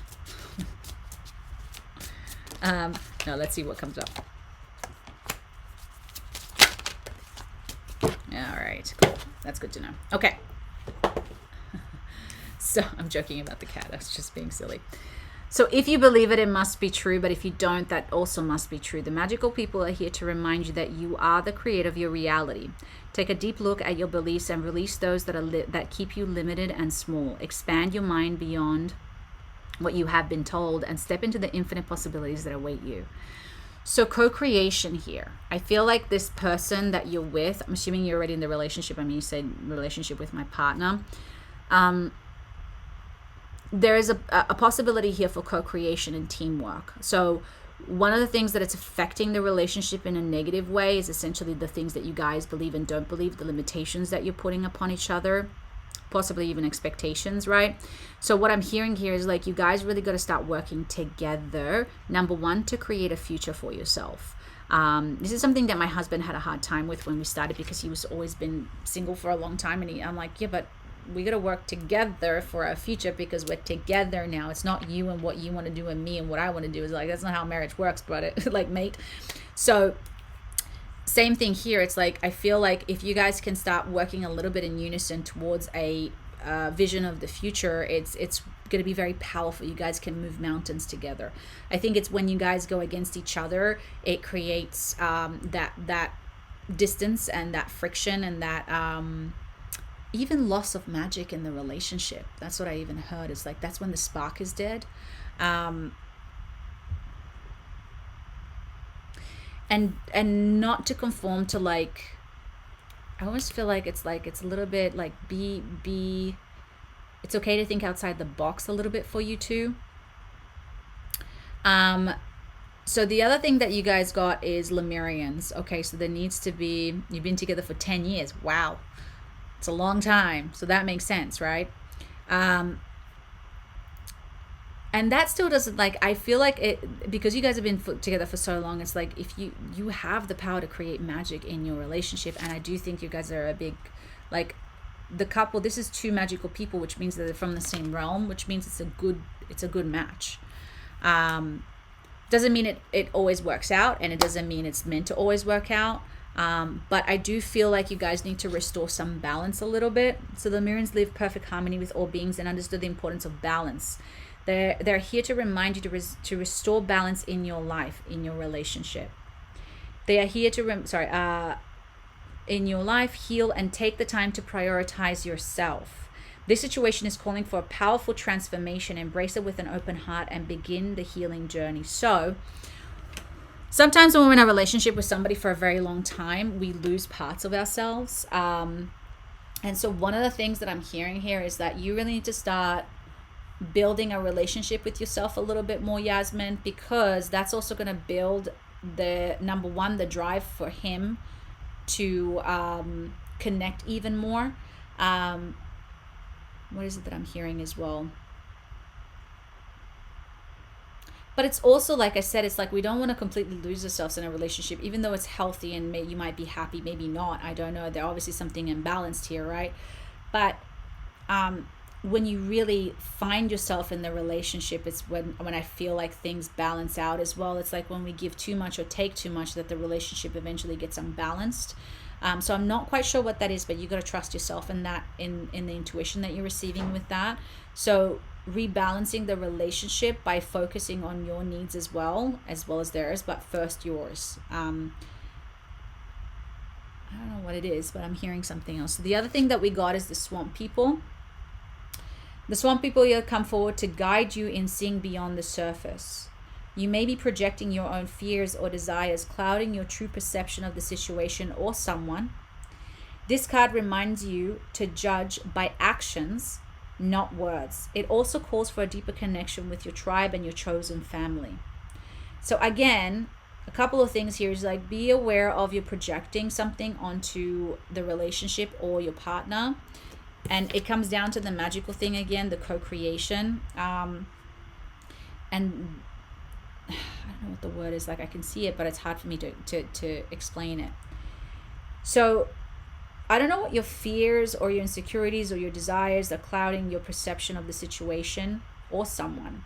So it's like almost like maybe at this point in your life, because you've been together for 10 years, maybe you had certain expectations, or you we're hoping for certain things to change, or I don't know what it is, right? But there's something here, again, this imbalance that is in the relationship, which is normal. I mean, you've been together for 10 years, not everything's never hunky-dory. But they're saying you to remind that to judge things through the actions and not the words or the promises. So if something hasn't been fulfilled by now, it's because it didn't work out, or it wasn't going to be fulfilled. So holding on to that idea that maybe your partner's going to still do it, maybe by now it's like, okay, maybe I got to accept that they're not going to do it, but what can we do together now to change the situation? Because I do feel like you guys need to work a little bit together and reconnecting with your tribe or with your family. So reconnection, again, there's a need to reconnect again to yourself. And I don't know what the family thing is. Maybe reconnected to the values of the family. I don't know if you have kids or not. I don't really see it, but what is it that you need to reconnect to? Because there's something that I feel like maybe you feel like it's missing or lacking or needs to be added into the relationship. So you want to bring back that magic, right? That adventure. Oh, you have a daughter. Amazing.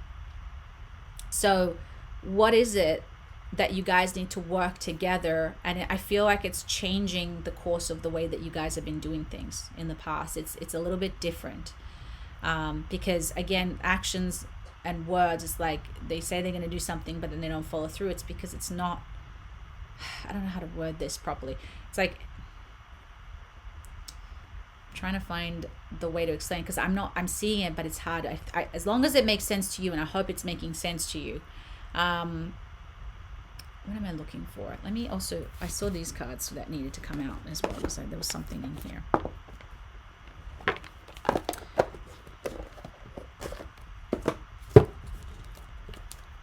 Does she still live? Oh no, she's 10. Yeah, she still live with you. Let me see. I feel like I needed more on the... But is this making sense a little bit? Okay, good. Absolutely good. Okay, wow, you got all three. All right. Events moving at a fast pace. Delays are over. Many things happening at once. Objective decision making clearing a way that no longer serves you. Seeing the humor in the situation. Being too frivolous or too cautious with money. Good business decision giving those less fortunate. Okay. So whenever I get these cards, sometimes it means conflict. Okay, some kind of a conflict, something that isn't like aligning or going with ease. Again, being with somebody for 10 years, it's going to obviously create, I mean, it's never perfect, but it's basically like there's a lot happening, and what they're saying here as well is one of the things you just got to let go of, the things that like clear away everything that no longer serves you. One of the best advice I ever heard of somebody, which I try to get my husband to be on board with, is like oftentimes when we get into like it's your fault, it's his fault, it's you this and you that, I was like, we need to work together to solve the problem and stop blaming each other for it. And that's when the magic really happens. And sometimes it requires me to be the bigger person or him to be the bigger person in the situation. And essentially it's like removing all the things that don't matter. Removing the little things that we hold on to still because we want to be right, or we want to have our point across, or we want to, haha, see, I told you so kind of thing. It doesn't really serve in the long run in a relationship. It just causes more problems. And so these are the things that really we got to start like just let it go, or ideas maybe that you're holding on to, expectations is like, listen, it's not happening. That's also what I mean by actions and words. It's like all these promises, all these things, but nothing's done. All right, what else can we freaking do? This is not going to happen. All right, let it go. What can we do to work this out? Or how can we work together to make this happen? And also seeing the humor in the situation is like not having such heavy expectations all the time. Like not being so serious about everything all the time. Sometimes things aren't that serious, but we make them serious. I'm totally guilty of that. I will be like, if you don't do this thing properly in the way that I asked you to do it, then it's wrong. You know, it's like, if you don't clean the dishes the way that I expect, like, really? You know, sorry, 1 second. Peanut! No bark. Thank you. So if we want to bring back that magic, if we want to bring back the lightness in the relationship, that spark, that everything, it's like, number one, it needs to be rebalanced, which means it's a lot of letting go, a lot of like taking the what's not the high road. It's almost like being the bigger person, you know, because it's about the relationship at the end of the day, but also like in what ways have you lost yourself? So there's like this balance between, it's so much going on. This is what I feel with this relationship. So, I mean, again, it's like when you ask about a relationship, there's multiple people involved as well. Partly it's you finding yourself again in some ways where you feel like you've lost yourself, okay? Reclaiming that. That's very important.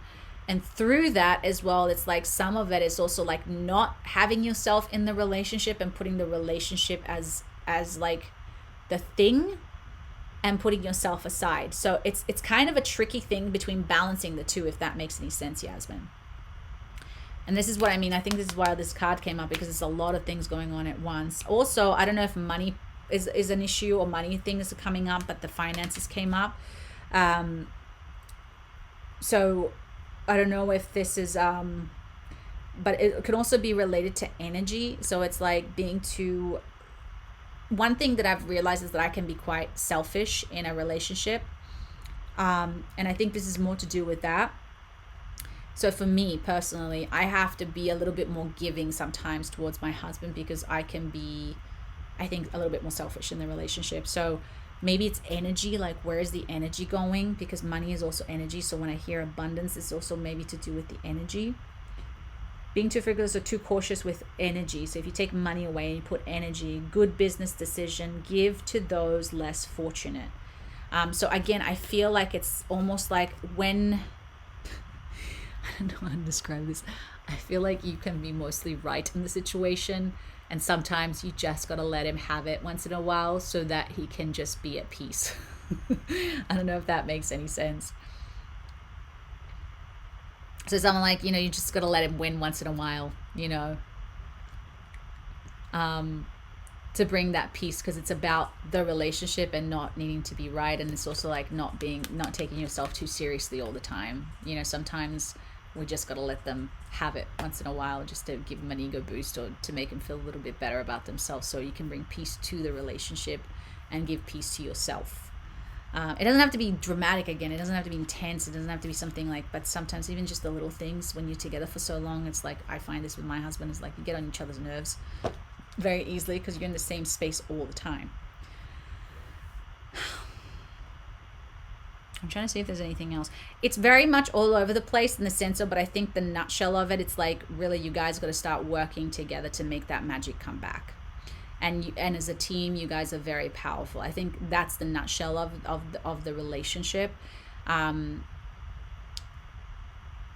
again, whether it's going to work out or not, I don't know if you're having problems or not, I don't really see them that dramatic, because sometimes relationships change into friendship, and sometimes they deepen, sometimes they stay the same, but I'm not seeing anything specific around that. But what I am seeing is like this potential that you two have to create magic together. So how can you start working together, but also be aware of your beliefs and the projections that are happening, because those are the things that are getting in the way. That's the nutshell of it. So does that make sense, by the way, Yasmin? I feel like I'm ranting and going all over the place, but again, I feel like there's just so much coming through that I'm not quite sure where to pull it from. But as long as it made sense to you, if it doesn't, just ask me a specific question so I can direct the energy a little bit more and get a little bit more clarity towards it. Okay, it's making sense. Good. Sometimes I feel like I'm not making sense, but as long as it makes sense to you guys, but it doesn't need to make sense to me. It has to make sense to you. Okay, cool. So do you feel like you got clarity in that? I don't know, because it was just so much coming through. But if you don't, ask something specific so I can give you at least like a final answer where you feel like you got some completion.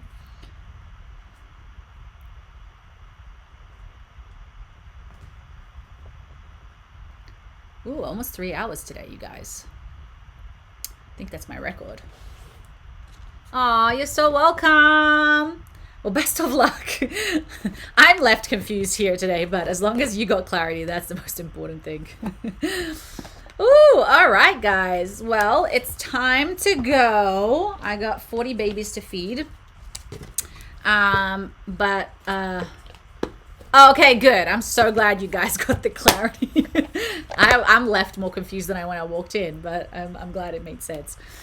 So guys, thank you so much for hanging out. I'm so happy for those new faces that join. Make sure to subscribe. I try to make these lives at least once a week. As you can see, the readings, this is pretty much how it goes. Usually it resonates with other people. I think there's a reason why everybody's here, and I think there's quite a few of you watching as well. So thank you for hanging out and just, listening. I appreciate that. Oh, from Melbourne. Oh, yeah. I haven't been back in Australia in a very long time. I've been avoiding it like a plague. I will eventually go back. I would love to, you know what I'd love to do? I'm really hoping to manifest a job back in Australia, like a manager or an agent back there, so I can go back for work. It's the only reason why I want to get on a plane is to work. I avoid it because of my family. I don't want to hang around them. I try to stay away from them. But at the same time, I also know that it's part of my healing, so I got to go back at some point. I just, my mom and I clash a lot. And so when I go back, I was like, if I go back, I should just not stay with her, because then it's just like not good. But I always try to think that I'm like, I've learned so much and I've grown so much. And then I go back and it's like, nope, I haven't learned anything. Still a 5-year-old child. I'm great at giving advice. Can't take it sometimes, Yeah. So I don't know, man. It's like a tough one, that one. And I think it's just I really had a tough time in Australia. It's like, well, my negative depression and heaviness was. I appreciate Australia so much, honestly. Though it's like it was just a really there and Italy as well. But Italy, I had some like lightness. Australia was just a very dark time for me when I moved there. As I was a teenager, I didn't want to move there. I moved from Italy, and took me a long time to get back on my feet. And yeah, it was an intense time, and it was just a lot happening around that time, so there's just a lot of negative association to it. At the same time, I have a lot of gratitude and appreciation for Australia, because it's just such a wonderful place that builds so much opportunities, free healthcare, FYI, the most glorious thing on the planet, which we take for granted in Australia because we just have it, and in Italy as well.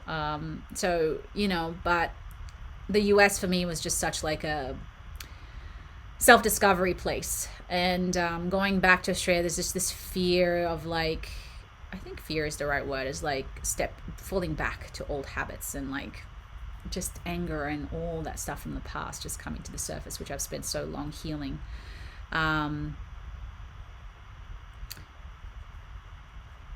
Yeah, I highly doubt that would be okay, Kat. If I went to Australia and I did not visit my family, I'm pretty sure that would not go down well, especially with my mom. No, I mean, and again, I appreciate my mom, but I think it's time. I think it's time at some point I want to go back. But I would love to go back for work. If I could go back for work, I would love that, because then I have something to focus on, and it's more of like a motivator. Also, I don't want to get on a plane. I was telling my husband a joke. It's like I'm terrified of flying, so me getting on a plane is traumatizing, and then going to see my family is even more traumatizing. So whenever I just go on a plane and see my family, it's just a total traumatic experience for me that nothing about it is pleasurable. It's just like my nervous system is so shot by the time I come back that I did not relax at all. So I learned a lot, I grew a lot, but yeah, not a fun time for me. So I'm trying to change that. I'm trying to work on that. I've spent the last few years on healing a lot of stuff with my parents, and just sort of forgiving a lot. Not completely there, but a lot of work, and stop blaming them for a lot of things that happened that didn't happen. There's a ton of resentment for most of my life towards my parents. It's been an ongoing thing, still ongoing, but I'm more accepting and more open and understanding. So family is a tough one, man. I'm sure a lot of you can relate to that one. It's just an ongoing process, but I'm at a point now where I feel like I wish I could just, not carry it anymore, because it's annoying. That's what it is. But it has to come from me. It's not even nothing to do with them. It's like they're going to do what they're going to do. I have to do the work, and it's easier said than done. But I think I'm getting there. I'm much better. So maybe it takes me to go back and do a trip. Sometimes it's just what you need to do, Who knows? But on that note, I'm going to go. I love you guys so much. Thank you for hanging out. I see there's 132 people that joined, which is insane, but there's 26 that are here right now. But that was cool that so many people joined, and maybe they just popped through and went out. But I appreciate the frequency. I appreciate you all hanging out and just staying there. And that's it for today, guys. I'm sending you so much love, and as always, have a magical day. Yay! Okay, bye-bye.